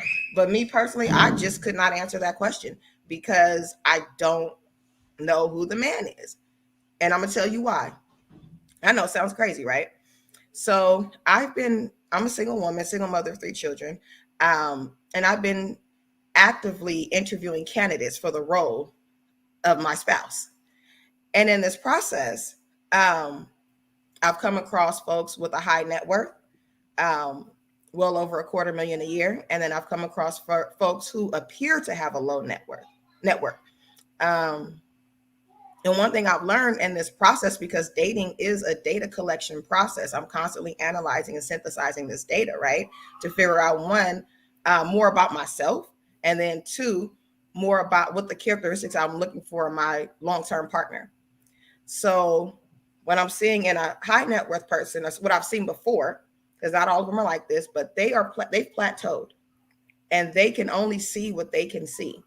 And as a growing entrepreneur, I won't say young, but as a growing entrepreneur and a visionary, I need someone who can compliment me and understand that what I'm seeing may not even exist today, but to say, you know what, I support you regardless. I don't care how much you make. If you can't understand me and what I do, it's no never mind to me. So I get it. But in the past, I will say I was the person who usually would go for the $50,000 person because I want to be the most I want to make the most in a relationship so that you can't control me. But that was immature Latoya. That was insecure Latoya. Now that Latoya is secure, money's off the table. Mm-hmm. Number one. Number 2, I also have people I know who money wouldn't matter to them because they want to be the most attractive person in the relationship. That's it. So I hear what you guys are saying because you're coming from a male perspective. Money, protection, provider. But from a woman perspective, if you really want to hear it, it'd be the last thing you think about that we care about the most. Not saying those 2 situations as every woman. I'm just saying one is me and one is somebody who's very intelligent, but she makes her own money. She's worth well over $1 million, and all she cares about is being the cutest person in a relationship. Now, to tie it in, almost, Mr. Scott, to tie it in terms of the transactional piece of it, John, I would love to say I disagree with you because I don't like agreeing with you, but I'm sorry. I just got to agree with him, y'all, because it's true. And talking to this younger generation, my younger cousins that are in their 20s and late teens, they are emotionally and spiritually bankrupt. My younger cousin, she's 27, and we were listening to a song, that song Bad, I forgot who sings it. And she said, yeah, I've never made love before. You can count, you got over 10 partners over the course of your lifetime. You've never made love before. You called these men your, man, your fiance, your whatever title you gave him. And he did not make love to you, meaning he didn't love you. So you put all this out there, as Miss Vanessa was saying, the potential of the dream, the illusion you made up of him, because he didn't even sell you. Most likely he didn't sell you this. You sold it to yourself. But this illusion that you bought into, yes, when he doesn't live up to it, you're disappointed. Mm-hmm. But even more so, you resent him for it. And that's when that, oh, he ain't spit comes in. I don't need you comes in. So there has been some transactional relationships, or transactional aspects of relationships. I'll say that, but I do not believe that that is a generalization I will make across the board. I believe that our generation, I think, are we millennials? I don't know, but I think we're supposed, like Y, Z, whatever it is, our generation and one right after us, I think we have a different look on a perspective on relationships in terms of what it's meant to do for us. So I agree with courtship. Thank you, Tara Montgomery in the comments earlier. It has to be a courtship. Steve Harvey talked about in his book, The 90-Day Thing. Now, I can't necessarily sign on to that thought process because that's not what I believe. I'm gonna stop you right there, Latoya. No, you're not gonna stop me. Let me get this out. No, you're not gonna coming. stop me, John. No, you're not. I'm sorry. Respectfully, sir, I appreciate you in this platform, but I gotta say it because a lot of women subscribe to this 90-day culture and don't really understand it and try to push it on men and then make them feel like the man is substandard because he doesn't subscribe to it. So I have to say it. This 90-day time clock that we put on relationships, not only is it unrealistic, but it does not help you do you. It does not help you be aware of yourself any better. It doesn't help you build yourself any better so that you attract the guy that you want. It doesn't help you improve your quality of life so that whether you get the man or the woman you want, like, because, you know, regardless of who you love, you get the person you want. If you ain't did the work in here, you still raggedy. Still toe up. 90 days or not, you raggedy. Oh, excuse me. I better communicate. You are raggedy. Okay. So we have to understand who we are within ourselves. And that's why I keep going back to the self-responsibility. If I go out here and I'm interviewing candidates for my long-term spouse, and I'm not making it clear, okay, I have no desire to date, but I'm interested in courtship, I'm telling you what happens. 90% of the time, that is the first and last interaction with that person. For all of the Steve Harvey subscribers, all the women who subscribe to that, please go to dirtygirlsstx.com. Phenomenal gifts, phenomenal stuff that you can use. Please go on that website. Get the products that you need. It's going to help you out a whole lot. I'm just telling y'all. Go to Dirty Girls. Get your products. All the Steve Harvey subscribers, please go there now. Blow up that website. Get all the products and things you need. Brother Mark, go ahead. Jump in there. It's your turn, brother. You've been waiting patiently. Thank you. 2 points, because I really want to go back to Brother Santana's question. And here's one of the frustrations that a lot of us as men have in communicating with our women. We love y'all, but we do understand men and women process and think differently. When he asked that question, he was asking from a societal point of view, not you individually, but he put you in that scenario to give you an opportunity. If you personally were individually had the guys of your dream to choose from, and the only differentiating factor was money, it puts you on the hot seat because now you have to confess to the societal influence on how you make decisions. And we were just looking for an honest answer. And a lot of women, y'all act like y'all running for office when we talk about relationships. Y'all got to say the politically correct thing because I don't want to seem like this. I don't want to seem like that. But when we get down to the nuts and bolts of it, let's just be. This is why we're having trouble with relationships. We just can't be raw and honest with each other without feeling like I'm going to be judged. We need the freedom to just lay it out on the line and be honest. That's why a lot of women will talk about men playing games. Men understand sometimes we have to trick y'all into getting over your own issues just so we can get past the bullshit, so we can start having some real interaction and conversation. And it's not right, but coming back to what you said, I agree with you because I date a very wonderful. Oh, we lost Mark. We lost Mark. We didn't get him back on. He lost. Vanessa did that. Vanessa did that. Vanessa is responsible. No, that he might have lost service or he might have hit something. Vanessa did it. No, I don't think he did. But go ahead. The thing is for me with that, with a man that's making $850,000 a year, $50,000 a year. Not saying both of them can't be hoes, but the one that's making $850,000 a year is having nothing but community deeds. Yes. And I'm not trying to fight. I'm not trying to fight with no other men. And I'm not trying to fight with no other women behind community deeds.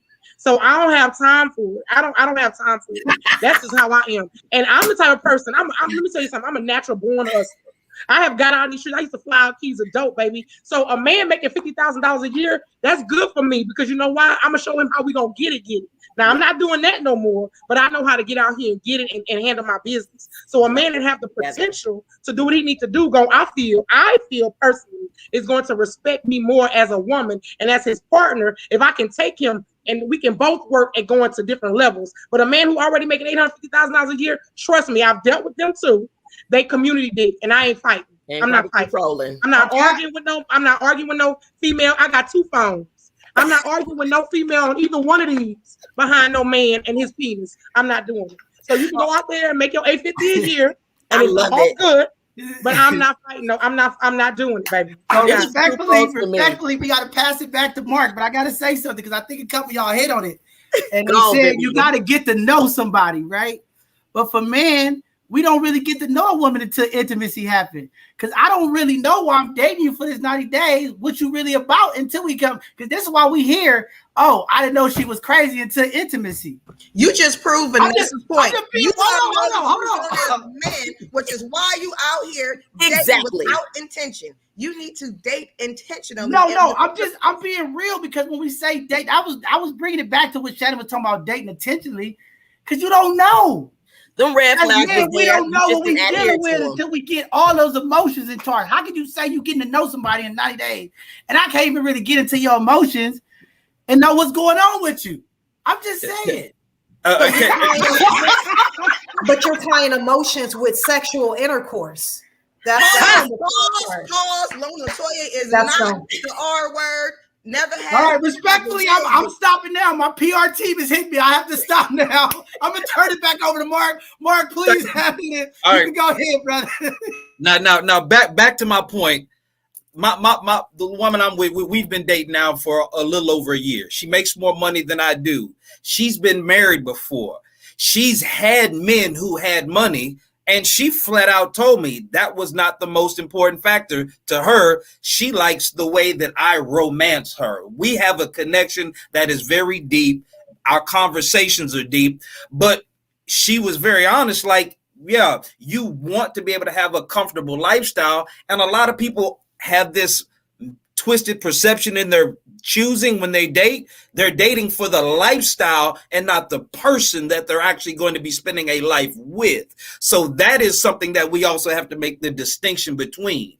Now, going back to what Brother John was just saying, ladies, understand something about men. We want sex. Stop trying to get out here and date and take sex off the table. You will never get a man to fully commit to you or give you real intimacy if y'all are not willing to give him sex. Am I saying sleep with everybody? No, but y'all gonna have to stop dealing with man like sex isn't a mutual exchange. This is how we as men connect with the woman we're with physically. We love to talk, but we don't want to hear about all the stuff you got going on at work with your friends. We're glad you got your business. We glad you make your money. But at the end of the day, all that aside, I'm a man, you're a woman. We connect and process how we bond differently. And if we're not able to sexually engage with you, we can never fully bond or commit to you. So I just had to throw that out there. And again, I think that's important that you said, and I know the community is going crazy out there. Not saying it's right, but see, when men give it to y'all real, y'all always say y'all want to hear the truth. We give it to you. Men do not date women to get to just know about all their personalities. We date. I want to be in your friend zone. Exactly. So go ahead, Brother Santana. Go ahead. I just want to make this phrase. I want to say this. I grew up in a household with 4 sisters. I have 12 aunts and 26 nieces and cousins. Women have dominated my family. So there's not a woman in America I have not ever met outside of my own family. I want to preface with this. Anytime a woman is in a position where she is taking care of a man, or if it is perceived that she is taking care of a man, a woman does not respect him. He's not a man. He becomes her child. And when you become a woman's child, she starts to talk to you like a child. And as a man, you want to beat on your chest and say, I'm a man, you can't talk to me that way. And the first thing she says is, I don't need your little money. So let's be honest. Let's not talk about the exceptions to the rule. Let's talk about the rules, ladies. Let's talk about the rule here. Vanessa, you would be a rare breed, my friend, if you choose to date a man that's only making minimum money, because every woman I know is a natural hypergamist. And men don't care about your money. We don't care about your money. We don't care about your status. We don't care about any of it. We care how you can support us. But now roles have changed where women feel like, no, you come support me. That's why Oprah ain't got no husband. Okay. Yeah. With regards to Mr. Mark's comment earlier about the sex, two things. Number one, we have to, unless you honor, now we have to, because this is my prescription, not everyone else's. But if we were to honor sex as a mutual exchange of energy, and we have this whole movement right now, we keep that same energy. I'm protecting my energy. Protect your energy, ladies and gentlemen, regardless of who you choose to love. Number one. But number two, so in terms of dating, I think celibacy is a good way to start because it allows you to gain strength, power, and influence over yourself. And you also have clarity in making decisions. That's my prescription. Now, when it comes to marriage, sex is a bit different. And as someone who's divorced, my understanding is, or what I prescribe to, put it that way, there's three things I'm gonna make sure I handle when it comes to my husband. And this was taught, you could call me a old school person, you could call me that R word that I'm definitely not. Call me what you want to call me, but I learned this from the positive male role models in my life. Dads, uncles, grandfather, etc. But three things. Number one, respect that man. Mm-hmm. And to respect him, you have to respect yourself. Amen. If you don't respect yourself, it's going to show up when you deal with him as disrespect to him over and over. Now, ladies, if you are men, I respect who you love. But if you respect your man, your husband, let me be clear, not your boyfriend, not your baby daddy, not boo thang, honey bunch of love muffin, your husband, because y'all like to say that piece of paper don't mean nothing. Okay, but then you go chase dollar bills all the time. So that paper means more than this one. That's another conversation. Respect your husband. Why? Because when you respect him, even when he's not in your presence, he's going to show up in the world with a little more air in his chest. Mm-hmm. Or your wife going to show up in the world with a little more air in her chest. And ain't nobody going to be able to shake or stir him. Give your spouse that. It don't cost you nothing. Number two, appreciate your spouse. Oh, I tell him thank you all the time. Oh, Oh, really? Do you? Okay. Show him you appreciate him without saying thank you. Mm-hmm. Watch how hard he get for you. Yeah, show it to him. That's right. Show it to him. Now, physically, like Invo, give him something he can feel. That part. Hold on. Let me get to the third one because I think y'all. I know some of y'all gonna. Come on, land your plane. Land your plane. I don't want to. I want you to land your plane. So give him. Excuse me. Show him appreciation. Show her appreciation. Appreciate that person. And the third one, my uncle gave me this one. It's called the gas station. Service at the gas station. Now, and folks who've been married know what I'm talking about. Now, you and your spouse are funking right now for whatever reason. And you decide that you're not going to service him when he pulls up to the gas station. And that's fine. You can put the close sign out all you want to. I'm asking somebody else to pump the gas. Pause. Hello, somebody. Let me finish. Now, see, he done pulled up to the first gas station, right? Imagine you driving on the road at night, it's dark and whatever. Pulled up to the first gas station, closed. So what you gonna do next? You gonna go to the next gas station, right? And now you pull up, he pulls up to this gas station, lights is lit up, got snacks and drinks and beverages. As a matter of fact, they pump your gas for you. Stay seated, sir. Please don't get up. Stay seated, ma'am. Please let me handle this for you. So the next time his car needs gas, do you think he's going to the first gas station that was closed last time he checked it out? Or he's going to go straight to the second one where he know he's going to get top-notch service? Absolutely. Okay. You getting me in trouble, Latoya. The PRC is getting on me right now. You're getting me in trouble. But listen, So the community is asking that we go a little over because there's some people that want to say something, right? I know our show is from 2 to 4. It is 3:50. We are 10 minutes away from ending our show. I'm okay with going over a little bit for today if you all are okay with it, because I think it's starting to get good. I think it's still a couple more conversations. I'm getting messages that we need to touch on. So I am okay with staying a little late if that's okay with you all. But if you have to leave, respectfully, we understand. Thank you for being here today. I want to get a couple more of these questions out because I see it coming in. This fire has started. But LaToya, you are getting me in trouble for the PR team because I shouldn't be saying certain things on here. So I'm in trouble now, but go ahead and finish up. Mark and Vivian, I know Vivian has something to say, and then Vanessa, go ahead, jump in there. So I saw somebody talking about sex and why is sex necessary or whatever before marriage. And I always use this analogy, right? So, when Noah was building the ark, right, God gave him specific measurements and requirements of the type of wood that he needed to have in order for the ark to stay afloat, correct? So for me, it's all about having the necessary tool in order to keep my relationship afloat. Because I believe in intimacy. I believe in physical intimacy. And if the wood ain't right, baby, this relationship is sinking. It is destined to be the Titanic, baby. So I am not trying to be in a relationship that we are not both passionately involved with one another in that fashion. And then I'm not waiting until after we jump the broom. I want to know now that it's gonna be kaboom. I'm not waiting. That's just what it is for me. So I get that I have some friends that have taken that route, and they do the celibacy thing and all. I'm not even gonna say I'm gonna say abstinence, because celibacy is not masturbating either. So we gonna talk about abstinence. They do the abstinence thing.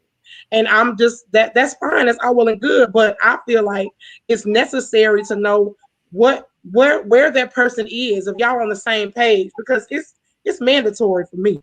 I cannot not go without sex. This is not gonna happen. I mean, so everybody subscribing to abstinence or any kind of celibacy, please go to dirtygirlsstx.com. See, that's why you in trouble with your PR team. It is the not problem here. accountability. I am going to be off the air, but I just have to say. And lessons of free fashion. I give lessons too. I teach. It's for a small fee. So if you need lessons in anything, I got that too. I can help. I think we might need those services in our community because there's so much infidelity in our community. Please subscribe to dirtygirlsstx.com, please. Vanessa, go ahead, jump in there, Queen. I really believe it goes back to the conversation and the communication. I definitely respect Vivian's point of view. For me, I definitely, now that I'm married, I've been married almost 13 years now. I definitely, first of all, I'm a very intimate person, very sensual. I love making love. I love what men and women are supposed to do, but I'm also raising daughters. So I want to have them to keep that standard. No, we don't need to test every single thing. You don't need to necessarily have sex with every single man that you want to be boyfriend and girlfriend, you want to be having a relationship with, because in the end, you sometimes don't end up with none of those people, and that in the end, you're left with all these pieces of yourself, left with all these different pieces. That's not the type of person I was raised to be. That's not who I am. No, I didn't save myself to when I got married. I actually had my daughter when I was 18 years old, with her dad who passed away. But now I am married. And so what I'm teaching them is I understand how the world is, and I understand that we make mistakes. I understand sometimes you got to do what you got to do, but be safe in it.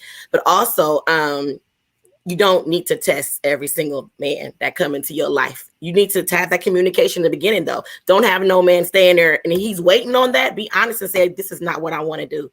I don't want to get there. I don't want to have sex. So if he decides to leave, let him leave, because the one that's for you will stay. So, but I also wanted to say, Vanessa, you've been giving analogies all day long. So you don't believe in the car dealership approach? You go test drive it before you drive it? No, a car is fine. I do that. But what I'm saying is, okay, we can do the analogies all day, but when it comes to having sex, it comes different than what a car is. This is me. This is my temple. This is what God gave me. It's my treasure. So that treasure don't belong to everybody. You got to earn that, right? So I'm not just giving that to any fine man who buy me a dinner. I'm not doing that. So I think you need to have that time to, again, get to know the people, get to a point where at least you know he's committed to you and want to spend some time with you. Don't have it to anybody that you just met and he don't even let me tell you, he don't even pick you up at 11 o'clock at night. He can't, you ain't seen his family, you ain't met his kids, you know nothing about this person, but you want to give him that. Take your time and figure out who you want to give that to. That's all I would say. I agree. I think Mark was trying to say something to this. Santana, did you have something to say? Yeah, I've raised 3 daughters. My baby girl is 17. My oldest is 32. So I agree. Don't give it to just anybody. But here's the thing: as a protocol, as a rule, do not date or go out on dates with somebody that you are not prepared to be sexually active with, because a lot of women will talk to guys, have guys in the quote unquote, they're just friends, and guys are hovering around women because they want access to them sexually. We'll play the friend for a while, but we'll wait for you to have one of them moments where you need that itch scratch, and we hoping we the one that get elected. So what I'm just saying is, don't be naive whenever you're out here trying to date. Understand, a guy will play the nice role. He'll do a song and dance if he got to. He'll pray with you. He'll take you out to dinner. He'll talk in tongues. But at the end of the day, he's still trying to get in between your legs. And just understand that this is a driving factor in why men date.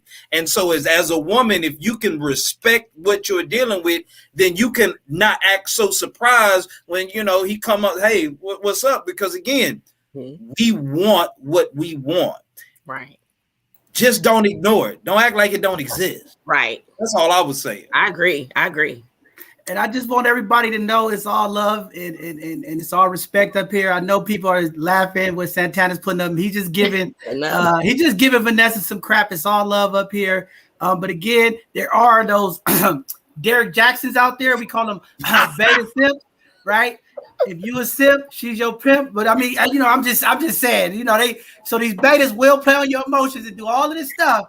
But when you get real men in here giving you the game, ladies, just take the real game. We're giving it to you straight. But if you want to play around with the words and you want to play with these simps who playing with your emotion and telling you all this wonderful stuff and trying to go ahead and prescribe to it, but we're giving it to you straight. But it's all love and respect. We're just having fun. But go ahead, Shannon. Did you want to say something, or Toya?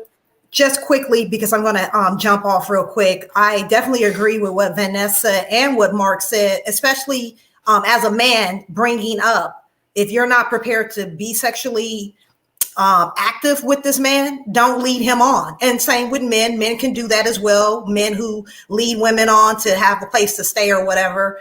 But I think it's so in this culture, you have a lot of women saying, well, I'll go out with him for a meal, and almost putting your value on meals. And this is not just young women. These are, you know, and women my age, older, where you're kind of stringing men along to get a meal out of them.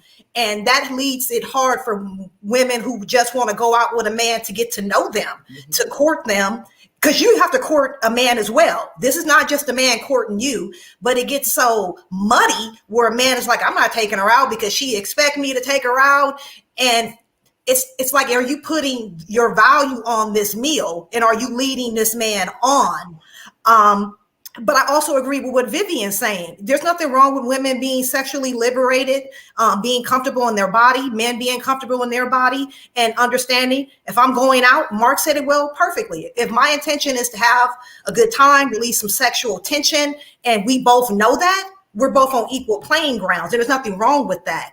But if men or women are going into sexual relationships to feel sexy, to feel good, then you have to unpack that. Right. And why do you have to connect with someone to validate yourself? And that's some outside work that you have to do on your own about why do I have to do that? That's just like, why do I want to date the high paying earning man? Is that more of them validating me? And now I feel validated. So I think you can be sexually liberated, but stand on why you're choosing that. You just really have to, and it goes back to definitely what Vivian said and what you all are saying.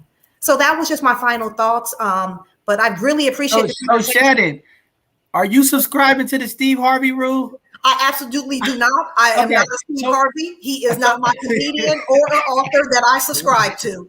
So my question is this then, since we Right. talk about these rules and what's in place to get to know people and things of that nature, should men hold their wallets for 90 days instead of taking y'all out and spending money? For me, I don't want you to hold your wallet. Absolutely not, because I'm not going to hold my wallet. And when you feel like you tricking or you being used as a trick, you got to have some discernment here. I think people have to understand that. And I think it's hard where if I say, let's go out, I come from a generation. If I'm saying let's go out, then I'm kind of initiating. I'm going to pay for the meal. I just think we need to kind of cut the bullshit with some of the things that we play games with. And sometimes you just want to, as a woman, you sometimes want to shock a man. You can initiate it. Okay, you're gonna pay the bill. I'm gonna get the tip, or we're gonna do something after. This is reciprocity, and it goes back to African cultures about reciprocity, about exchanging equal energy, goods, all of that. So don't hold your wallet, because I'm not going to hold mine. And if I think you're intentionally holding it because you think I am X, Y, and Z, then we need to exit. That's not what I'm dating for. Right. The games. You can't do the games. I don't know. All I know is these magnificent women are here today. Fellas, in the chats, let me know. Is this reality? Is this happening in the community or not? I need to know. But anybody else, go ahead and jump in. Mark, you want to say something? Well, first of all, I want to thank Shannon. Like say, Shannon about to catch a man up there. I see Brother Santana shoot a shot. But go on, shoot your shot, bro. Hey, again, when we can just be honest about the dialogue. Look, men and women, fundamentally, we're different. And part of this women's empowerment, equality push has come at the detriment of respecting the difference between masculine and feminine nature and energies. We're supposed to complement each other, not compete with each other. And when it comes to something as fundamentally human and basic as sex has been weaponized in our modern society, where there are women, like say, you look at OnlyFans, Pornhub, all these places where sex is commoditized. And if you want access just to see it, you got to pay. Because when I got out here and started dating, like I met the girlfriend I have now, we met on a dating app site. I was not used to that. I'm from the old school. You know, I'm used to meeting somebody where you work at, where you go to church. But when I got out of my 15-year marriage and I saw what dating looked like, I got on a couple of dating sites, and you have women literally messaging you, hey, I'll go out on a date with you, but hey, it's going to cost you $75 up front. Like, prostitution is at an all-time high. It's out in the open now. So when you're trying to sift and sort through all of this, it's like, well, wait a minute. If I just want to have a healthy relationship with somebody where, yes, we're engaging sexually, is there a price tag on that now? And this is some of the issues that we as men have to process through. So when we finally find someone, a woman that we want to deal with, then we have to start unpacking her personal issues. What's your history? What have you been through? Have you been raped? Have you been through, traumatic sexual experiences? Because I'm going to want to have access to you. And also now I have to understand your psychology, because again, you are making yourself as vulnerable as you possibly can physically when you enter into a sexual relationship. So we have to respect it, but don't use it as a tool to leverage and try and get what you want out of somebody or out of a relationship. Well, y'all know both sides of the conversation. We are about a lot of things here. I guess we now in the love, relationship, connection business. I seen Shannon shoot her shot. Brother Santana, we're going to make that connection for y'all. You know what I'm saying? I see, we're doing all kinds of stuff. I don't know. It's just both sides of the conversation. You never know. We're a little wild. We're a little colorful. A lot of things happen on this show. So I guess we're going to connect Shannon up with Santana. Please, y'all, let us know what happened. We'll start our own dating services here at both sides of the conversation. But I think this was a very, very important conversation. I think I got a lot out of it. I think there's still a lot of perspectives that people have.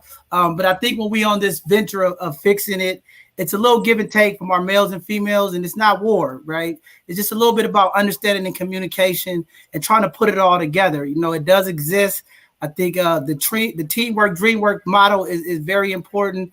I think it's patience and communication, and it's definitely a difference in understanding from a male's perspective and a female perspective. There's a lot of work, and there's a lot of hurt in our community, and I just think this was phenomenal. But I'm gonna pass around for a couple more minutes before we end, and then I'm gonna give everybody an opportunity to give their closing words. But I think this was powerful. I think it gave us a full spectrum, of tension, passion, love, happiness, because I think this is where we need to be at in our community, especially in the Black community, as we try to figure out some of these issues. And I hope some of the women that are watching, I know both sides of the conversation, we are about 70% women in our group, and we got about a 30% following of men. So there's a lot of women who want this conversation, want to find out what men are thinking.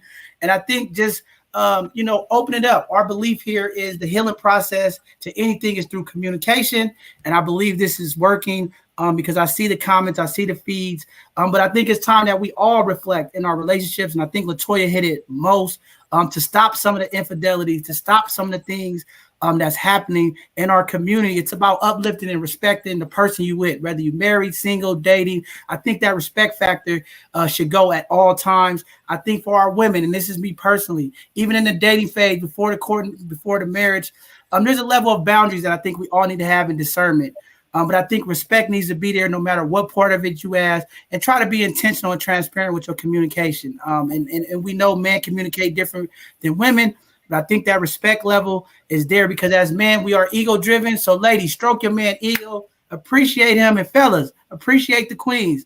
But with that being said, I'm going to pass it around and then we're going to end up give some closing words. If anybody want to jump in there, Santana, if you want to say anything, go ahead and jump in there, brother. You the hot topic tonight. Everybody going for Santana now. He done took over both sides of the conversation. Go ahead. 6'6". You're making all this 5'10" people feel small today, brother. Listen, hey, once again, thanks for having me on. And also to Renata and to Vivian. I just want to say that they have been very instrumental in my relocating to Houston here. They have opened me with welcome arms. And I just want to say I love Renata and I love Vivian. Love you both for that. Y'all are my sisters for life. What I want to say, just in all seriousness, I think the ultimate idea and the ultimate understanding of a relationship is between those two people. I think the bottom line is we as Black people, with all the stigmatisms on our relationships and the therapy that is needed, and I myself go to therapy once a week. Mm-hmm. We need therapy in our community, and we need therapy to help us understand ourselves. So what ends up happening is this. We move around different people in different relationships, and we leave pieces of ourselves with too many people. And as a result, when you leave yourself, you lose yourself, because pieces of yourself, you fall apart because you left so many pieces with yourself and so many people, you fall apart, right? And some beautiful, lucky man or woman has to put us back together. It's no different for men or women, okay? But I will say that, LaToya, I do agree with you on the traditional aspect. I do believe that men should be leaders in our households. I do believe that men should definitely pick up the torch and take that responsibility, because I believe as a man, you're responsible for the joy that comes into your home. I believe that wholeheartedly. So, Toya, thank you for that perspective. Vivian, thank you for your perspective, because the truth of the matter is I've seen people walk away from relationships because of sex. Okay, let's just be honest here. Whether it was the lack thereof or whether it was just bad, I don't agree with LaToya with this whole celibacy thing. I mean, that's trash. And Brother Mark, your insight, my friend, is monumental. I love it. It's monumental, brother.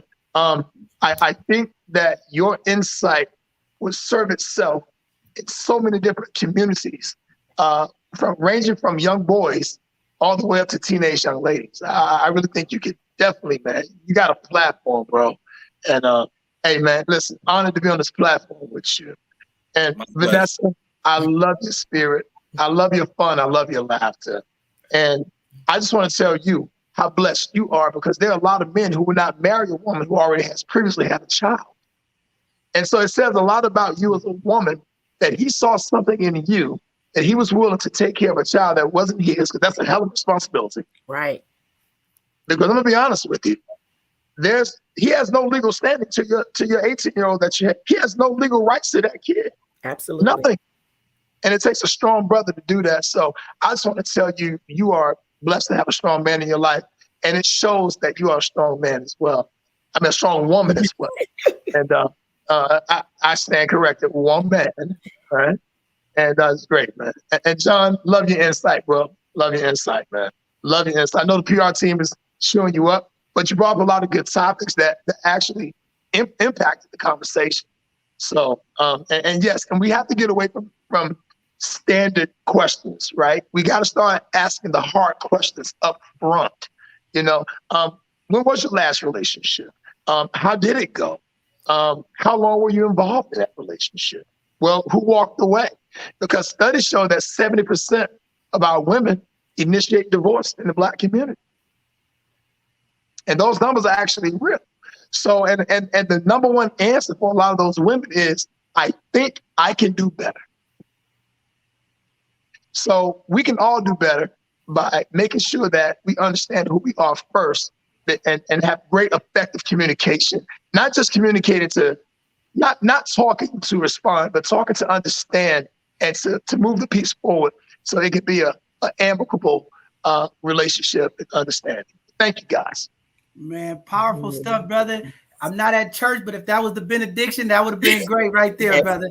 Yes. But Ms. Vanessa, you want to go ahead and give some last parting words to community? Hey, community again. Well, thanks for having me. Thank you so much. I enjoy myself. Thanks, Toya. Thanks, girl. And also, all of you guys, it's just been amazing. I've received something from each and every single one of you guys, your perspectives and opinions. I enjoy arguing and debating and even laughing with you guys. I also wanted to say, not only do our pieces left with every single person, but their pieces are left with us as well. So we have to be mindful of the spirits that we keep, because I remember John saying they're crazy. Yeah, they're crazy because they got a spirit of 10 men that they didn't deal with, you know? And so just being able to protect ourselves, but also heal each other. Let's heal together. And I believe that our Black men need to know that we love you guys. Like, we love Black men. I got a Black son, a Black husband, Black brothers, Black cousins and friends. So we love you guys. We're, as Mark said, we're not enemies. We are a team, and we should learn how to serve each other better, and have those tough conversations so we can just be a better people, a community, husbands, wives, community, whatever the relationship is. Let's just serve each other better. Let's heal together so we can do better. Wow. Thank you. That was very powerful. Thank you for being the change, showing that relationship, being married, because at the end of the day, I think, you know, we are that community that likes to see it, to believe it. And I think this is just being real. And, you know, these conversations are very powerful. And I'm just glad it turned out the way it did, because at the end of the day, you know, we don't want to have trauma bonding in our community. We don't want to continue to pass the next generation of young people with this bad information, bad news. And I think these conversations are already, you know, they do get tense, they do trigger, but I also think we get something out of it, because too many times in our Black community, we don't talk about this stuff. It's taboo. You know what I mean? And we got to start talking about, especially to our young women, man, what does this sex looks like? What does dating looks like? Because at the end of the day, when we talk to these people and I do mentoring, nobody's really taught these young men how to date, how to court. So I think a lot of times some of the elders and some of the seniors and some of our elders of the community, they always want to talk about these different terms and technology, but we're not teaching it in our community. We have to teach our young ladies what that courtship looks like. We need to teach our young men, what does that look like? And I think Latoya brought that in. It's that surface foundation stuff. I keep stressing it on this platform. In our community, we are too far at Z. We need to reset. Some of our communities didn't get the two-house parents. Some of them didn't get the information, the crack epidemic. A lot of things have impacted our community when it comes to education, awareness, and information. And I think it's time for us as Black folks, leaders of the community, to reset. Let's start back at A, and let's teach our young men step A, B, C, D. right? When you see a pregnant woman on the bus, remove the seat, hold the door open for a woman. Like, we got to go back and teach that. So, that's where I'm at with it. I think that's very powerful what you said. Keep doing your thing. And I also want to invite you back to our hidden gem segment so that you can promote your business. We let you promote it here, but our Tuesday show is the show that we highlight and promote our Black and brown businesses. So I want you to come back so that we make sure that our community know who you are, and we can patronize your business and help uplift what you are doing as well. So thank you very much, Queen. Brother Mark, you want to give some last parting words to the community? Absolutely. But before I speak to the community, I just want to say thank you to all of the panelists. Much respect to each and every one of you. Again, hopefully we can have an opportunity to come together and move this conversation further even more. Like I say, Brother Shabazz, yeah, bro, a lot of respect for your input. And again, welcome to the city. Sister Renata has my information. Again, if we can ever connect, I can help out in any way, let me know, man. Welcome to the city. Ladies, y'all have been amazing. Vivian, I've heard so much about you. Yeah. Your sister be talking about you a lot. but y'all are amazing. Keep up what you're doing. Sister Vanessa, do me a favor. Make sure you bless your husband real good this evening. Bless him well. Okay. Bless him well. And that man deserves his crown. Sister Latoya, Don't worry. continue to stand on your convictions. Again, we have a societal truth and we have individual truths that we need to hold ourselves accountable to. My prayer is that we can align our individual truths to match our community truths so we can continue to build not just individually, but as a community. To everybody out there, I just leave some simple relationship advice because the whole premises was how do we repair broken relationships? Simple. Start off by being honest. We just have to tell the truth about our experience, what we've been through and what we see. And we have to have an understanding about what got us here. There's a book, Post-Traumatic Slave Syndrome by Dr. Joy DeGruy, that talks about the last 450 to 500 years, which have shaped our community as a culture here in North America. There's a reason that was very intentional on why it's so hard for Black men and women to come together harmoniously. That was systematic and structurally implemented to keep us divided. It affects us not only spiritually, personally, but financially. And as a community, we need to understand how we got here. And we got to take accountability for our part. Yeah, there's people who's done things to us, but at the end of the day, the buck stops with us. If it's going to get better, we have to be the ones that change it. Know who you are as an individual. Know what you want, what your expectations are. Communicate those honestly, and then know what you have to offer, what you bring to the table. If you want to repair a broken relationship, you're going to have to be understanding, honest, take accountability, and know the difference between what's outside that's impacted and what you can control as an individual to impact it, and just work from there. So I just want to say thank you again, Brother John. You did a fantastic job keeping everybody in line. As a facilitator, man, you did a wonderful job. Hope I get another opportunity to come back to the platform. Oh, man, definitely. Everybody, all of our panelists today are welcome back. Y'all are now part of the Both Sides of the Conversation family. This conversation won't stop. We're going to get into more deeper conversation that impact our Black and brown community. And we want all you all to come back. Check out our website. Look at our upcoming topics. You might know somebody that could really be a part of those topics. But we're going to continue to talk about relationships and building this love in our community, because I think the real success of our community is bringing our homes back together, letting our young people see a mom and a dad or whatever it is, bringing them together and understanding what love is really about. So these conversations are very powerful, and we're going to keep doing it as we continue to educate our community, and we have these conversations to bring our community together. But you left one thing out, Brother Mark, and I want to say this to the ladies out there, okay? It's very important that our women get this in the community, because too many times the women of our community are complaining about men opening up, and that's why I really honor and respect both you and Shabazz coming on today. We need Black men in our community to be vulnerable, to come out and speak their truth. So sisters, when a brother is speaking his truth and he's being vulnerable and open up to communicate, please don't use that information to weaponize them when y'all going through y'all differences. Because as soon as you do those type of things, it just shut men down, right? So if y'all want men to come around full circle, open up, have these conversations, let's stop with all of the judgment and this I can't even get the words out of my mouth right now, but putting these titles on men, right? Because sometimes we ask men to speak up and tell the truth, and when we speak our truth, then we have to be labeled. Sometimes we get labeled as sexist and feminine, all of these things, right? Misogynist and chauvinist. Like, let us speak our truth. We don't have to agree, but let us speak our truth. And I think we'll get to a faster point of healing our community. Everybody's not going to agree. Everybody's vision and perspective is different. But as community, women of the community, be open, listen. And like you said earlier, listen to understand, not just listening to respond. I think we can move our community faster. There's a lot of work. There's years and years of trauma and things that have taken place from our childhood to where we at now. Mental health is real. These relationships are very, very important. And we need to have these relationship coaches and people that can help us, right? Because a lot of it, we try to do it on our own. We're so prideful in the Black community. We have to be open. But again, we got to get our life coaches. We got to get our relationship coaches, our clinicians that look like us, who can understand. Getting those culturally appropriate people to have these conversations and work with our community so that we really can uplift and empower our community. I think we're going to be there. We got some conversations with some powerful wellness and mental health therapists that's going to be coming on this platform to have those type of conversations and help give our community the tools that's needed to enrich our love, our mental health, and things of that nature. Because our community is going through a lot, women and men. Just to spread this Delta variant, these hurricanes, what's going on in our country, the violence in our community. It's a lot, right? And we have to be able to unpack that with somebody than ourselves so we can have a good way. So thank y'all again. Miss Vivian, you want to step in? We already know what you're talking about. Dirty girl, dirty girl, dirty girl.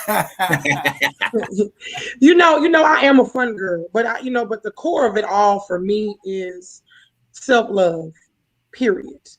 Like piggybacking back onto what Santana has said earlier about each individual relationship is uniquely yours. But the most important relationship is the relationship that you have with your creator and the relationship you have within yourself. If you don't have those relationships aligned accordingly, you can be no good for no one else. You can be no good. So that's where the core of being able to establish relationships first is to have those relationships that you have with the creator and within yourself intact. That has to be done first and foremost. So, the sex, and I talk about that a lot or whatever, that is important. It is imperative in relationships and however you choose to do it, because there's no judgment on this side at all, but for me, it is more than the kink of things. It goes much deeper to building that relationship and that bond, but it's always informative and it's fun when I do bring it out to people in the community. But hey, look, listen, hey, the kink side of me, I have had dreams of being a first lady. Let the church say amen. Let the church say amen. For real, go ahead. It does all boil down to those two most impactful relationships is the relationship with the creator and the relationship with yourself. In order to have relationships with others and it be healthy relationships and what those relationships will look like. So, but I do want to say that I enjoyed each one of your perspectives, Vanessa, Latoya, Mark, Santana, John, thank you for having me on here. Each one of your perspectives is different, and I respect each one of them, because it opens my mind to look at things in a different perspective, in a different light.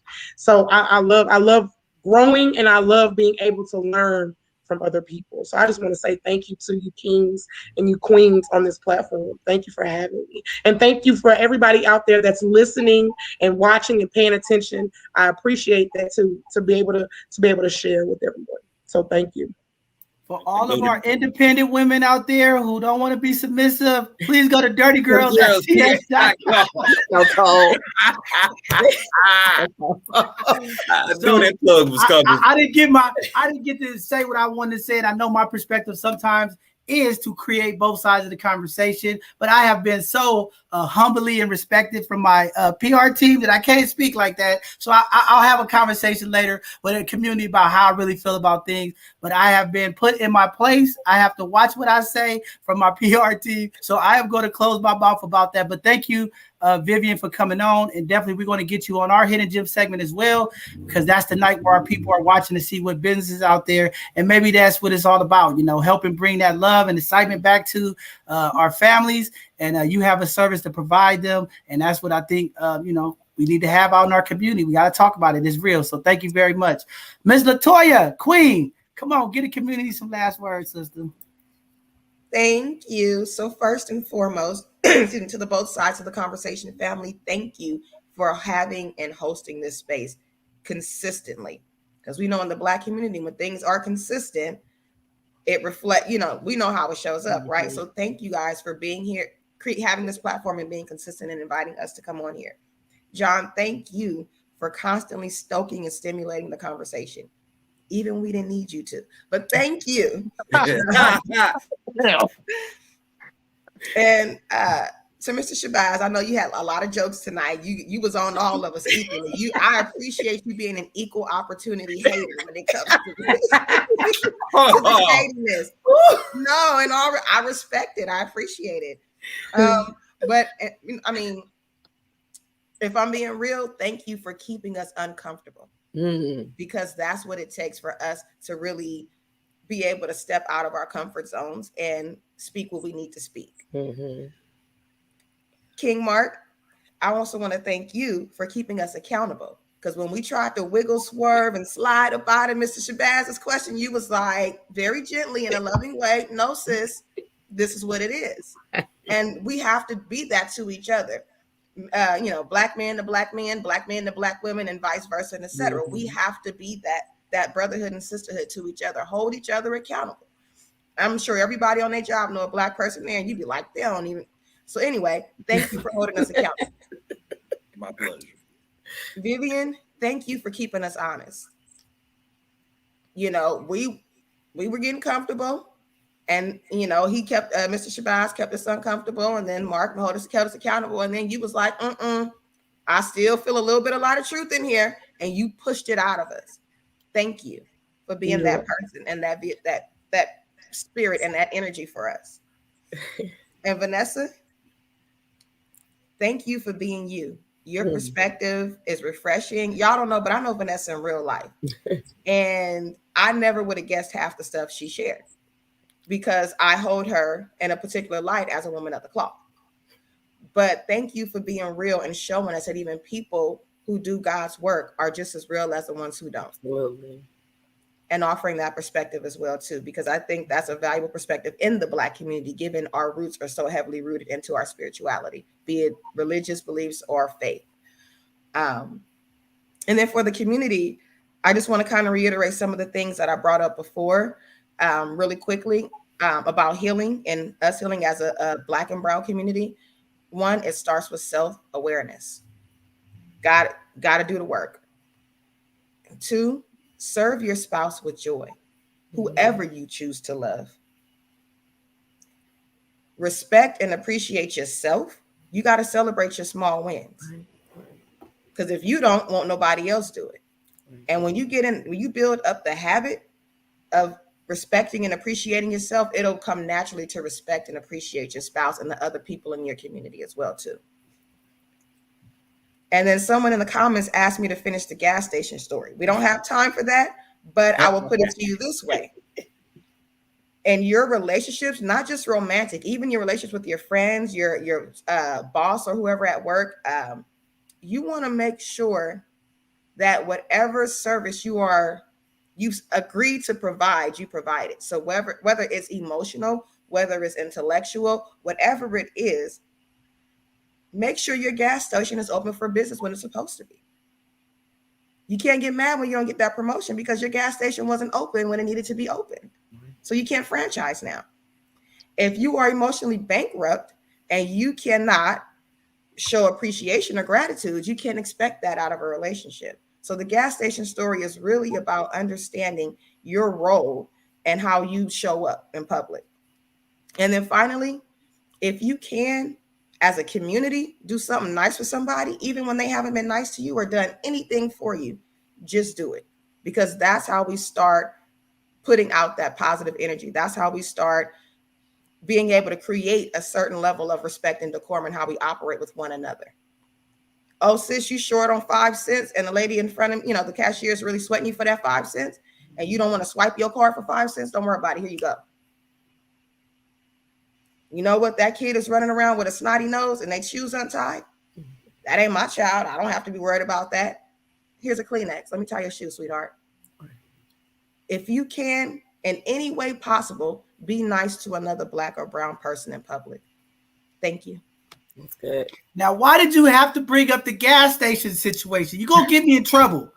The gas is $5.25 out here in California. I'm going to the next station. If you keep that tank in your truck, you ain't got to go nowhere. Hey, well, I'm going to just say this, y'all. This have been a blessing community. This is these conversations that are very powerful and impact our community. These are the conversations that we need and we will continue to have here at both sides of the conversation.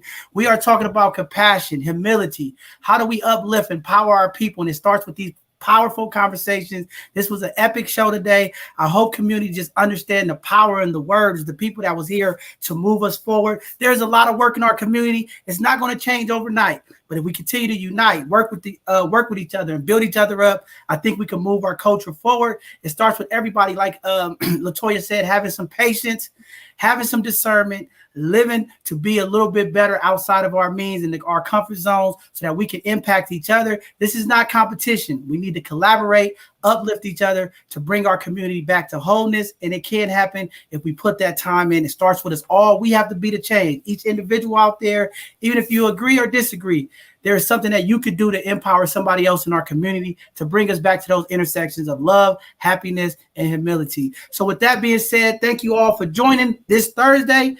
This Tuesday first, we're going to have another segment of our Hidden Gems where we will continue to highlight our Black and brown businesses as well as community people that are doing positive things to impact our community. Like these phenomenal people here, they're going to come back and we'll get them on and they can tell our community about all the positive things that they're doing to help impact our community. And then this Thursday, we're going to have an educational presentation from one of the election office so that we could talk about how to make sure that people are properly enrolled to get a part of the election process here in California. As we know, our governor is going through that recall process. We want to make sure that our community is educated and know how to properly go out and vote. And then this next Sunday, we're going to get into our solidarity conversation and things of that nature. We are still looking for panelists for that show, but we love to see you all be a part so we can have a phenomenal conversation like today. These conversations are the breakaway, or they say the gateway to healing, resolvement, and making sure that we fix the things that our community that's not working right and repair them so that we could grow. Thank you all for tuning in today. I know it's football season. The brothers been out there hanging in there, but just for coming in, we appreciate y'all. We're looking forward to connecting with you all on this soon. Santana, before you get off, make sure you hang on 1 second as I end this. I want to get your number and make sure I connect you with Shannon. See, we making love connections. We building up our community right here. All right, community. Thank you all for joining today. We will down see in the DMs. We'll see y'all all on Tuesday for our next live show. Thank you for being a part of it. Thanks to our Both Sides of the Conversation team for working so hard to put this together and make sure that these shows happen in a way that are done in respect and love and with great character and integrity. So thank you all. We'll see you all this Tuesday. Have a blessed evening. Right.